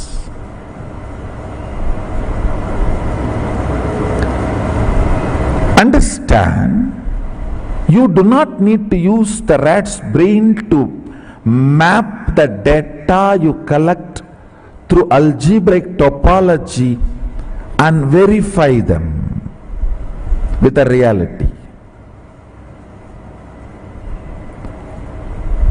We can provide. Not only I am open, and many of my disciples whose third eye is penetrated by the oneness.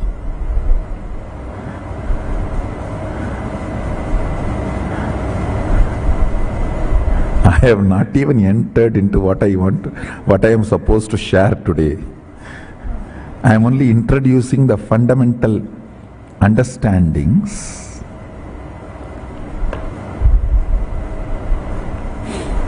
Sanatana Hindu Dharma is rich man's religion. means who is really rich in everything.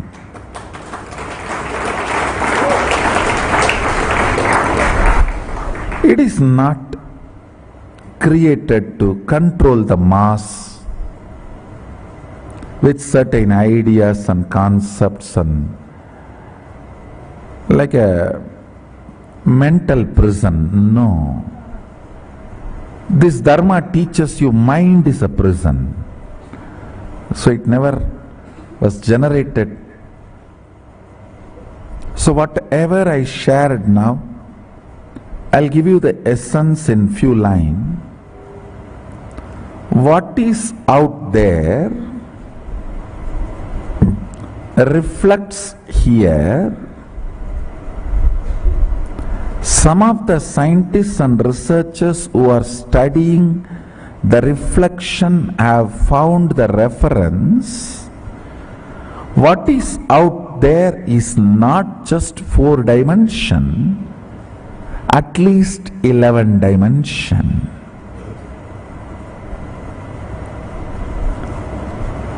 And the methodology they used, algebraic topology, and the informations they have, they even tried to map it down on the brain of the rat and confirming many of the informations they have makes sense. So I am giving them my support in 2 ways.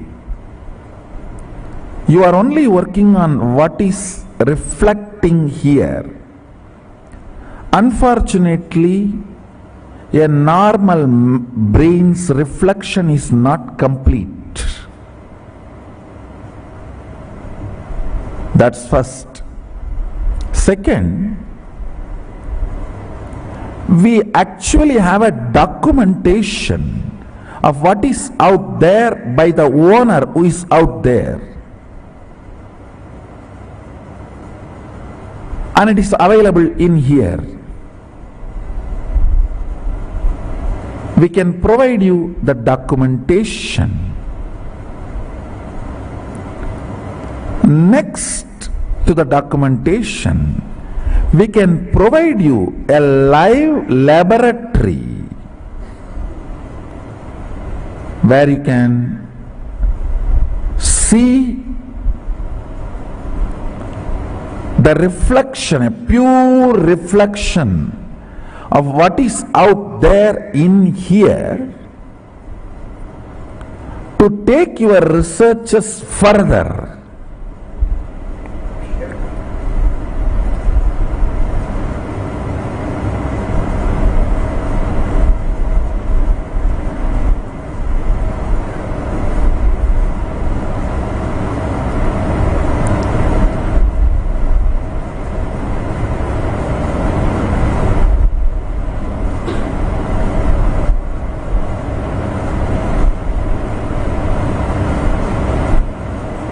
So you can try to understand what is in here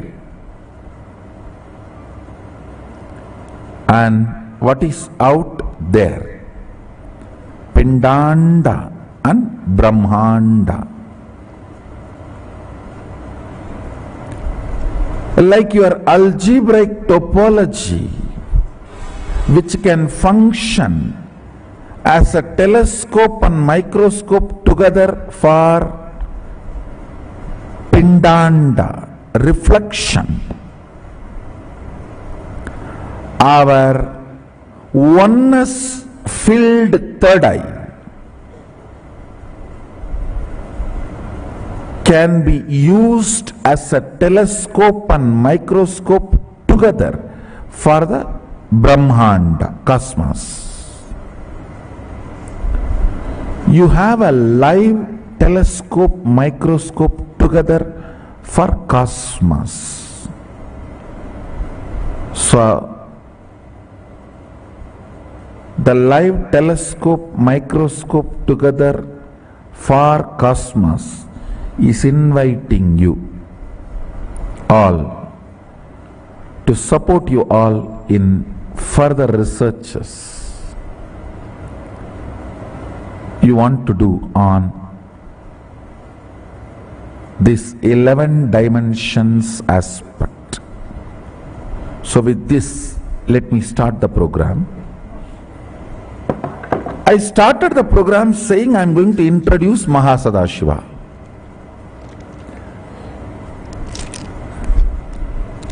I only prepared you to introduce Mahasadashiva.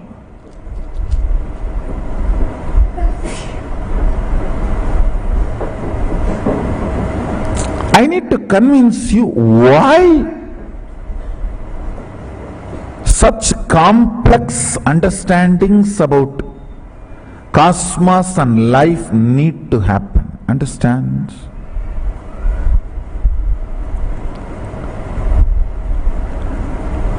If you have complex understandings, you will not have complex problems. If you don't have, and if you are avoiding complex understandings, you will have complex problems. Decide whether to put your energy towards the understanding and problem-free life, or avoid putting energy towards understanding and live with problems. In any field, if you want to be successful, you need to put little your time and energy to understand the logic of that field. Even to operate a cell phone, you need to pick up the cell phone, understand where is the number, how to press and all that, and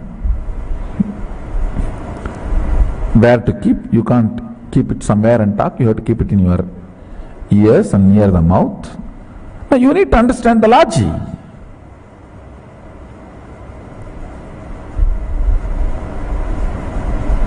So if you want to understand and manifest the powers, want to experience Kailasa, you need to decide, you should understand Kailasa.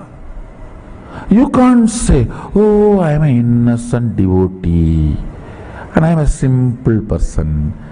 Just no. Your ignorance is neither cute nor welcome. And you are not created for ignorance. Be very clear. Be very clear.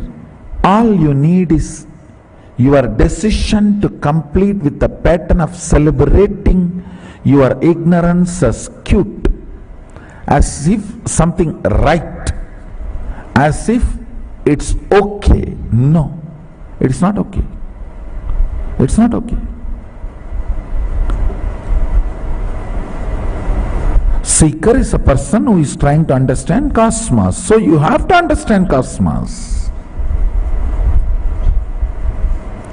You can't say, I want to go to Kailash, I want to experience Kailash, I want to understand the whole cosmos, I want to manifest all the powers, but I am very innocent, little ignorant, very innocent, old devotee. That's not cute. That's not cute.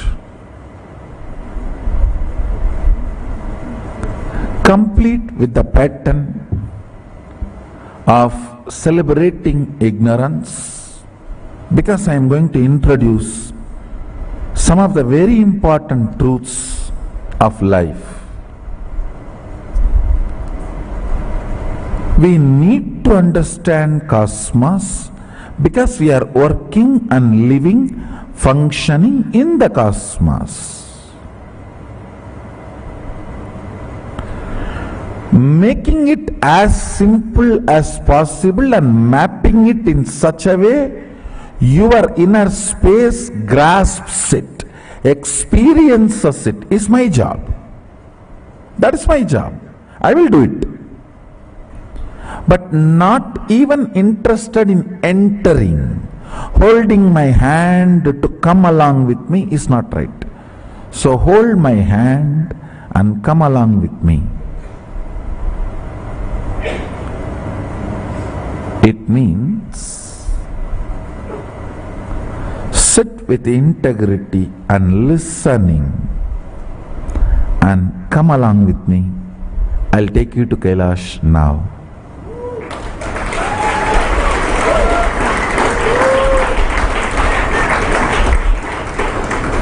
You need to understand Kailash Pati, Lord of Kailash, Mahasadashiva. Only then you can experience Kailasa. It is actually a beautiful painting here. I am showing, projecting a painting of Mahasadashiva. It's a traditional painting done as per the introduction of Mahasadashiva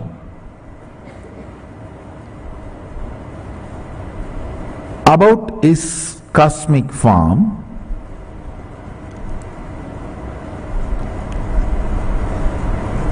In a way we can understand.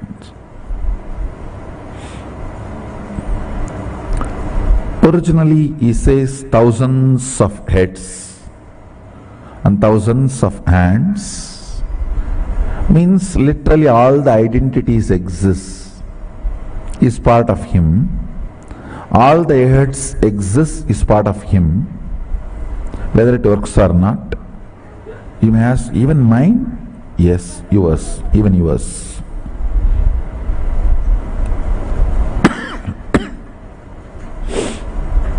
That's the good news. Even yours is.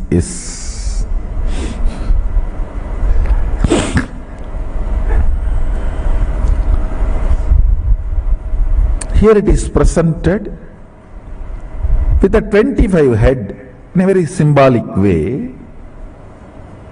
Can you project that now? Understand, in the first means the lowest row, which is connected to the neck. 9 heads are there. In the next row, 7 heads are there. In the further row, 5 heads are there. And further, 3 heads are there. Then further, 1 head. It's a symbolic representation.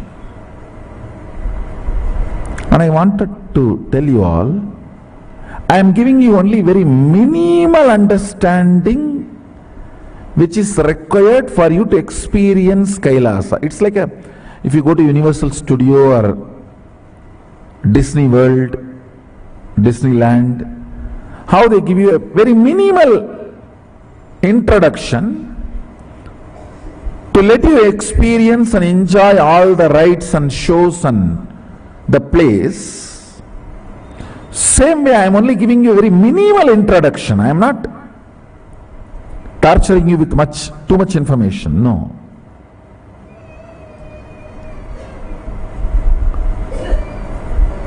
I am trying to make everything user friendly as much as possible. As much user friendly as possible. The row of the heads connected to his neck.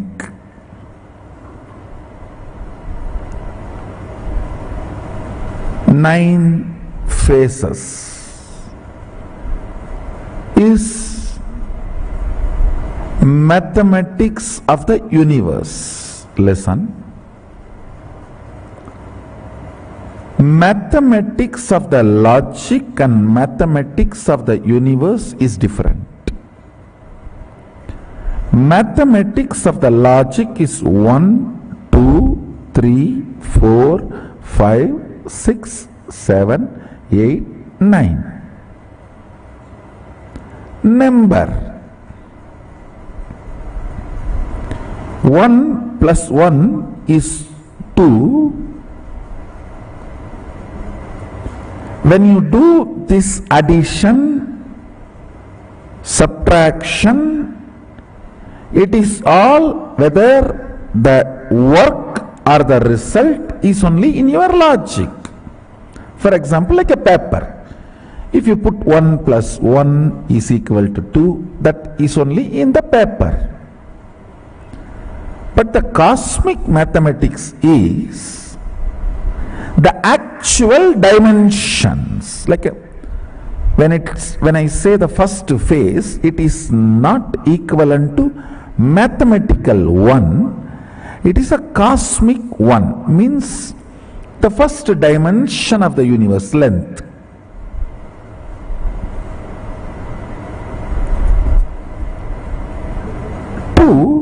Is not mathematical 2 which exists in logic.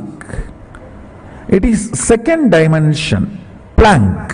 First dimension can be called as a rod, just one dimension. Then plank, second dimension, means length and breadth together. 3 is third dimension, the length, breadth, depth together. Listen, I think many of you are seeing new me. Who is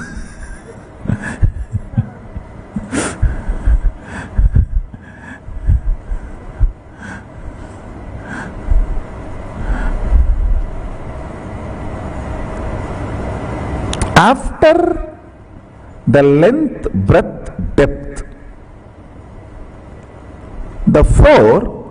in the fourth phase only sound even starts. Understand? The science says any particle's movement creates sound. Sadashiva says very clearly, if the particle moves only in the length, breadth, depth, sound is generated. If it moves only from length to length, no sound is generated. Listen. You may say, oh, my hand, if I move like this, sound is generated. Very subtle. It is generated because your hand has a depth. This or this does not generate sound. Yeah, atom, molecule moving this way or just this way does not generate sound. If it moves only this way or that way or this way, where the depth is involved, sound is generated.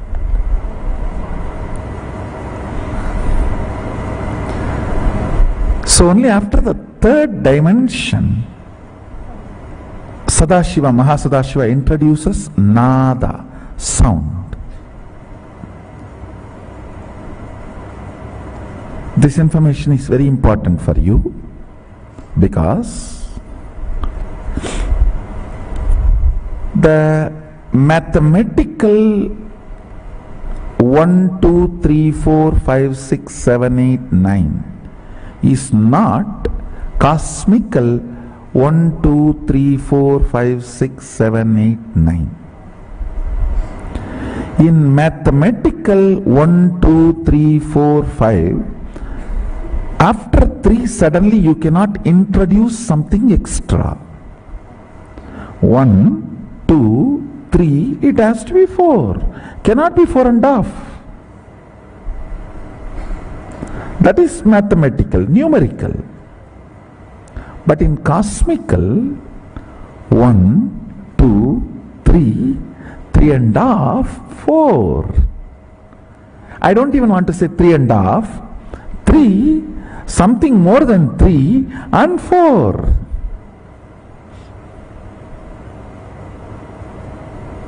I don't even want to say it is between 3 and 4, no. Because after the 4, that what came in between is getting added as a load on the 4. That is why, understand, in the 7-9 phase, only after the 3rd phase the upper phases are sitting, means now no more the phases are linear, they are multidimensional.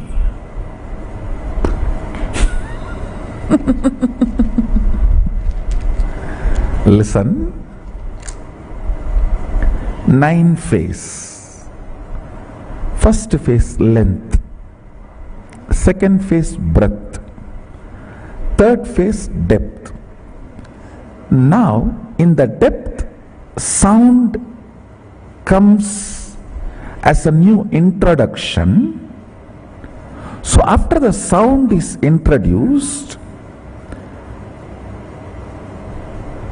it is no more 3rd to 4th, 3rd with one more head on the top, and 4th. And the 4th has 2 more heads on the top, and 5th. 5th has 3 more heads on the top, and 6th. How many of you are catching it?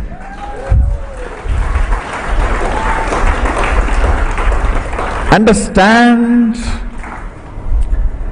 Till the depth no sound. After the depth, when the sound is introduced, 4 is not just like how from 1 to 2, 2 to 3, 3 to 4, no. 1 to 2 is 1 to 2. 2 to 3 is 2 to 3. But 3 to 4 is not 3 to 4. 3 plus something and 4.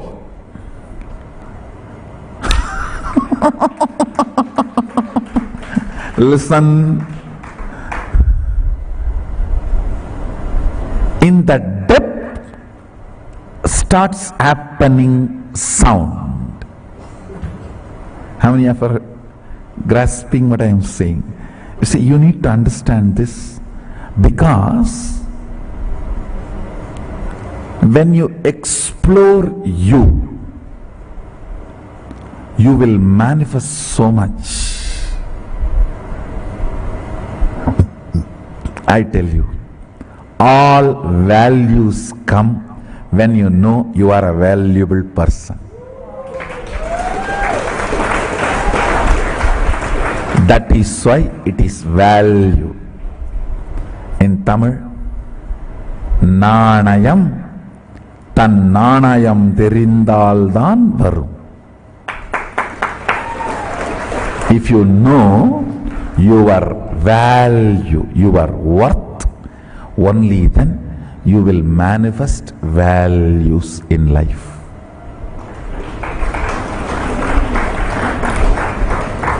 You will not give up your integrity for 2 pennies lying on the ground.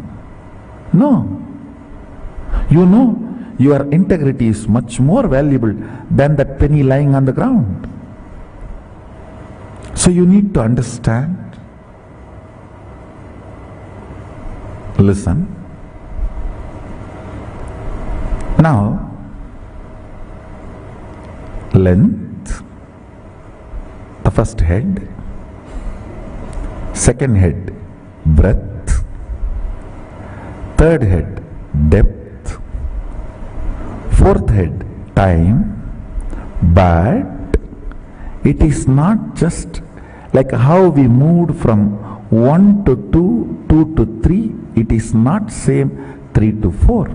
Because in the 3, suddenly one thing is added, one head on the top, that is nada, sound.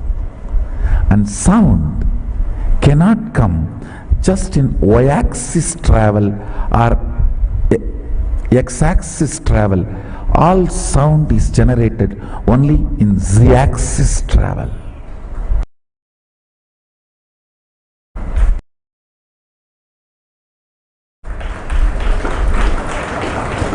Any particle, pure movement of x-axis and y-axis. I don't know whether I showed properly. I think this is x-axis and this is y-axis. Listen, pure movement of x-axis and y-axis of a particle does not generate sound. It is z-axis, z-axis that travel generates sound. So, when it comes from length to breadth to depth, it is not directly from depth to time you can jump. Now you need to consider one more dimension of life, nada. Sound as introduced, sound has come into existence. So the time is going to be handled. Time is going to be the totality of not just 1, 2, 3, 1, 2, 3 plus the sound. Totality of this 4 is the 4 time, fourth head. Now, fifth head. Listen. Fifth head is connected to the body. The neck is the integrity. Poison is the non-integrity. It is integrity connects the Sadashiva with the whole universe, universe with Sadashiva. Anybody with integrity can penetrate Alahala and connect with Sadashiva and all his dimensions and live. When you miss integrity, you cannot penetrate the Alahala. Listen, first head, length. That's a face. I am purposely explaining with just as per the Agama's introduction, because I don't want this knowledge to be stolen by the people and mapping it back to their understanding and saying Agama has been written much later than the science discovery. Nowadays, in the modern day, that one big crime is going on. Steal everything Vedic. And then say that Vedas were written very recently after all the modern day discoveries. Some Pandit who did not have a job, he read all the English books and he translated everything in Sanskrit and made a book. No, that's what they are trying to claim. The Vaimanika Shastra was written very recently by somebody mapping all the Western concepts of aeronautics into Sanskrit.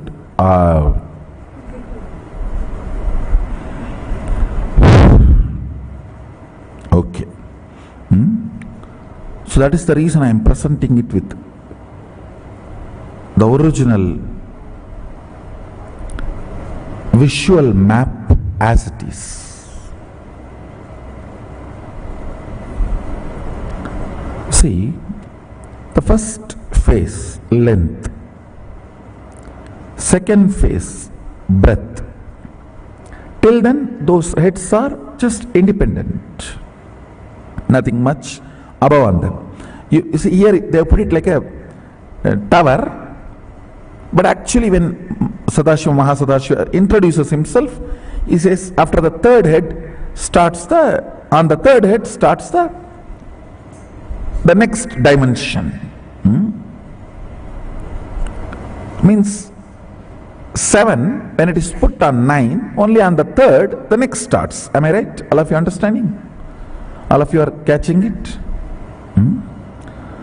So the third is the depth. In the depth is what? Nada. The sound starts. That is above head. The head which is above the third head. I don't want to say fourth head. Because the fourth head is next head only is going to have the title fourth head. All of you are catching what I am saying?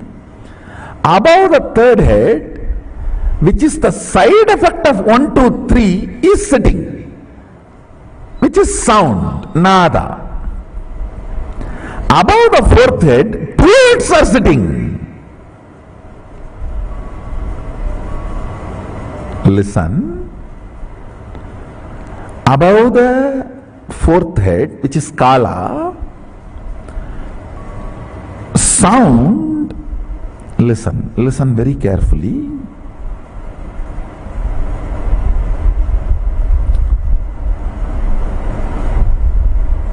Sound and nada and bindu. Bindu means longevity, life. Only when the time is introduced, longevity concept gets introduced. Till the time is introduced, there is no life, longevity. How many of you are grasping? So the head sitting on the fourth one is time, nada, bindu, above, which is this. See, the fourth, nada, bindu. That is life. Only the time dimension in, see, the depth dimension introduces sound in the cosmos. Time dimension introduces sound and life, longevity. Kala is Kala Kala. Kala is life and death. Am I able to make you all understand? The fifth head, listen. The fifth head is what is connected to the body. Body is the universe. All these heads are units, identity. Understand? Your identity is the unit of your consciousness. If your consciousness, listen, all the identities with which you play as a father, mother, brother, sister, son, daughter, victim, aggressive, all your identities put together is your consciousness. How many of you understand that?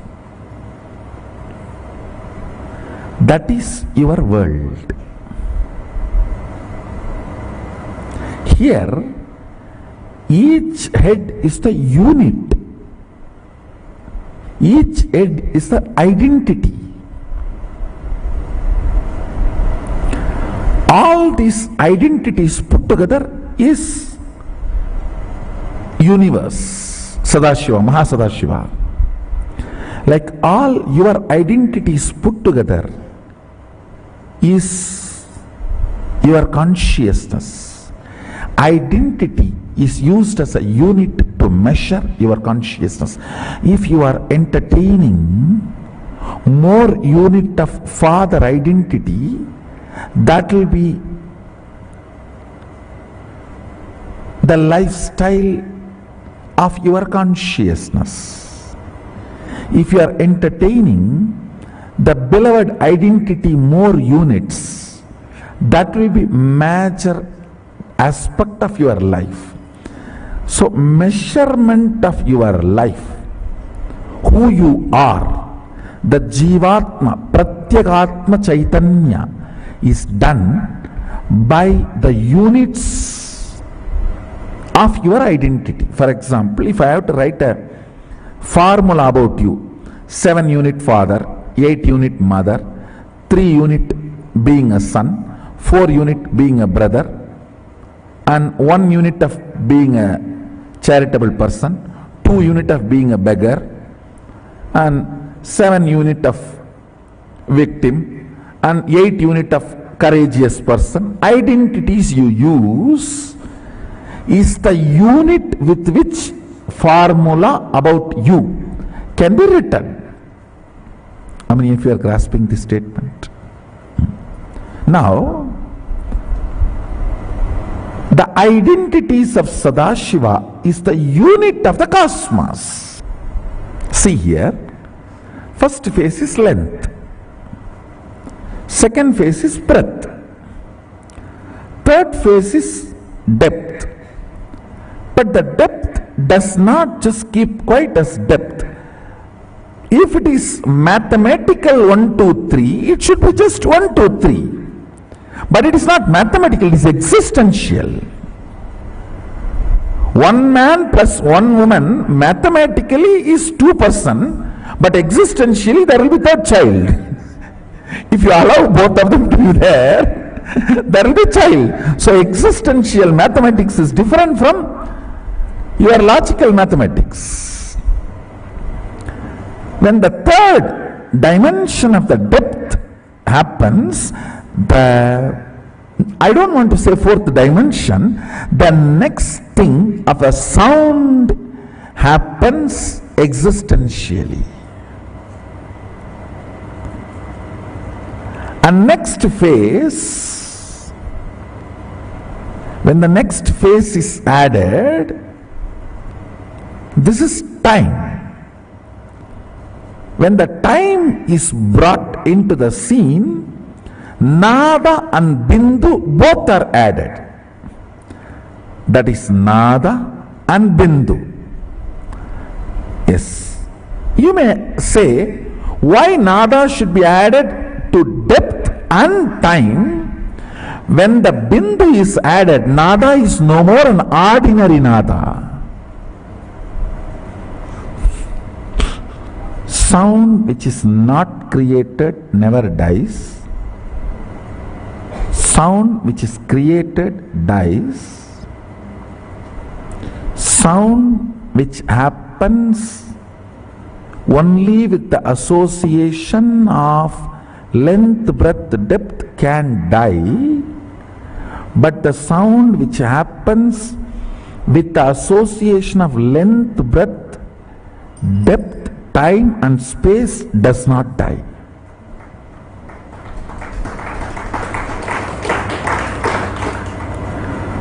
So the sound associated just length, breadth, depth is different, and the sound associated to length, breadth, depth, time and space is different.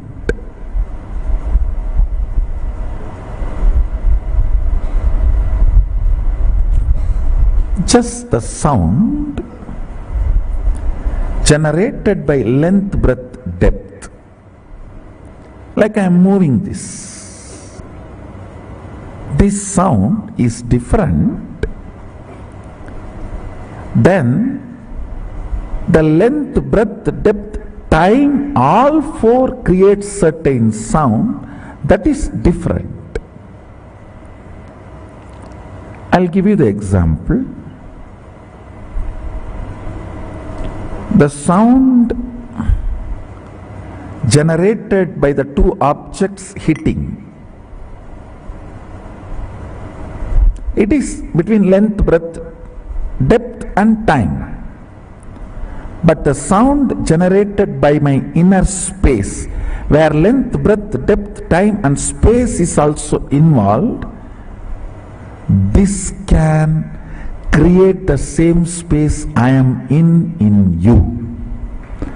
But this sound cannot create the same space it is in you. How many of you are grasping? So the head which is sitting on the depth can only be called as Shabda. Head which is sitting on the time between the Bindu is called Nada. Shabda cannot create effect, it can only exist. It can survive, not reproduce. Impotent man, he can exist, he cannot create. But nada can exist and create because bindu is added, life is added into it.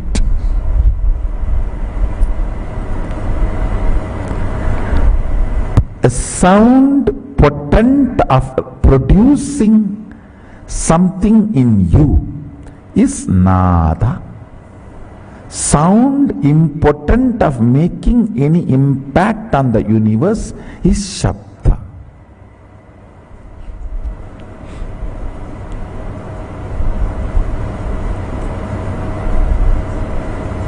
Then comes combination of length, breadth, depth, time, space as the fifth head. Above that sits nada, bindu, amaratva, immortality. Above sits nada, bindu and immortality, amritatva.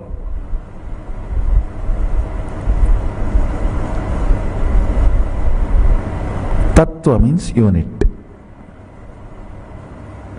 Amritatva. In this dimension only, the gods and goddesses who don't get into non-existence live. So from here, there can never be a non-existence. There can only be the transformation, but no non-existence.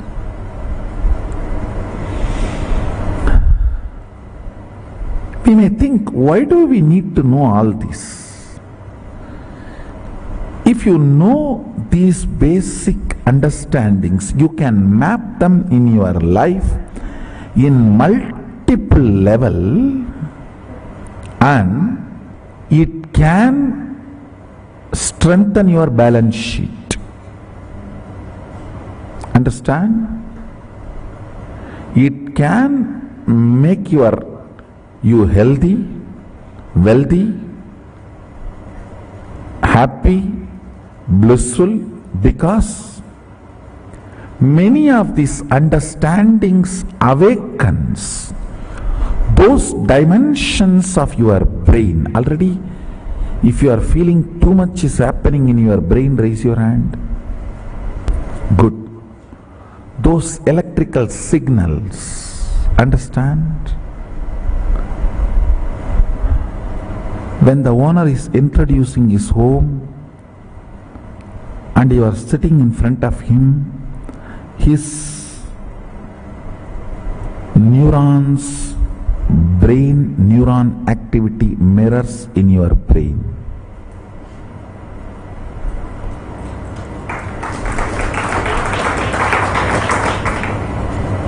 Bindu is life, Amritatva is life which cannot be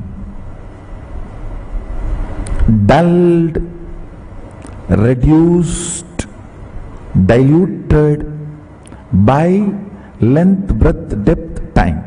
Kala kala. Amritatva is the space on which time does not have a say. A cloth, even if you lock it inside a vacuum box for 10 years and then take it out again, you will see it has already withered. No weather would have operated on it, but time operates on it.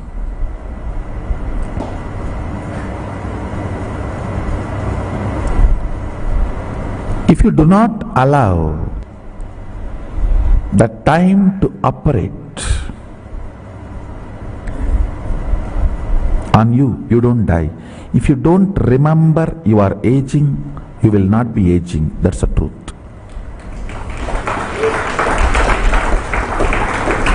A remembrance of aging ages you. the number of time you remember you are aging makes the aging effects on your system. Sadashiva gives an instruction in Agama. Remember, Sadashiva is ever 16, and remember you are he.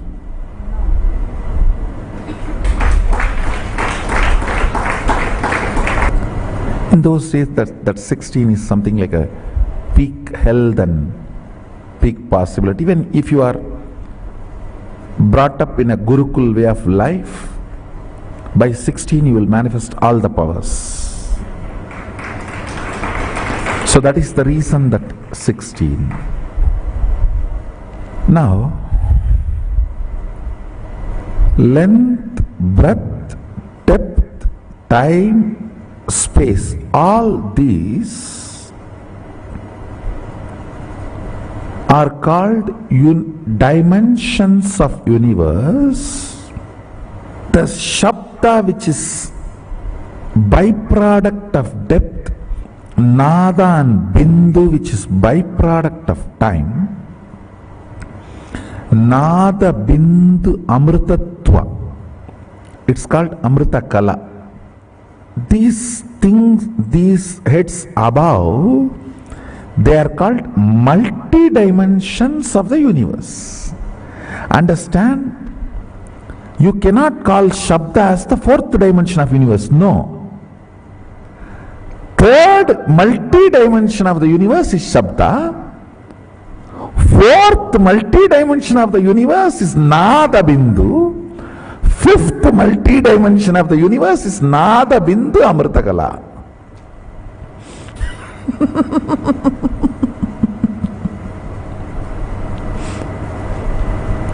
How many of you are understanding this statement?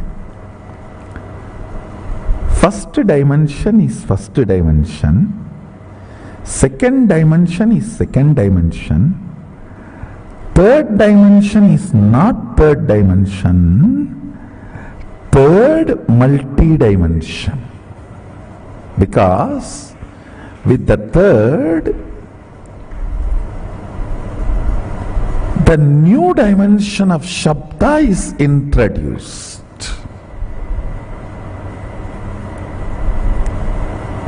Which cannot be called as dimension, because we are using the word dimension for 4th, 5th, 6th, 7th.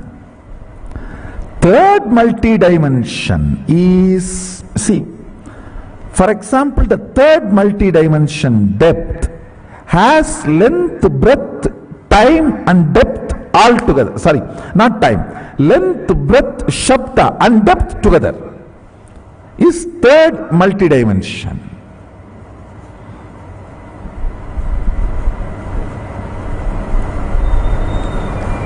You should know why our masters describe gods with multiple heads.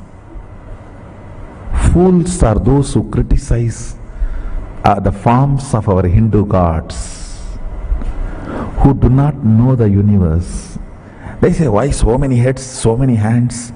You don't know. You know only handicapped persons.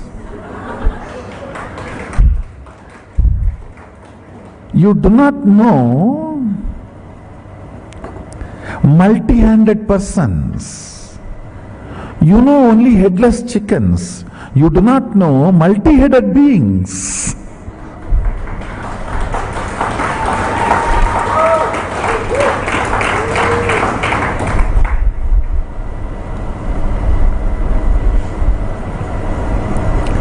Third multi-dimension holds length, breadth, depth and Shabda.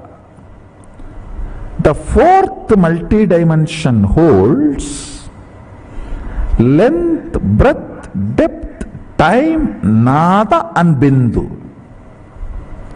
I do not want to use the same word Shabda for Nada, because Nada with quality of life is no more Shabda. For example, Shabda can be called as a raw, precious metal you have. Nada is like you sold that metal and have a currency, cash in your hand, which is more active and useful and available for you. Shabda is raw, Nada is refined. And when it comes to the next space multidimension, there that Nada also I don't want to call as Nada, Nada Kala. It is no more just Nada, it's Nada Kala. It is not only the cash you have, it is become an object or a product what you want to have directly. It's like a 3D printer.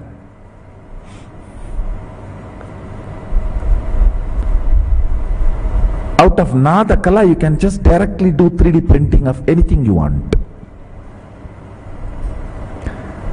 Above the Nada Kala is Bindu Kala. Above the Bindu Kala is Amrita Kala.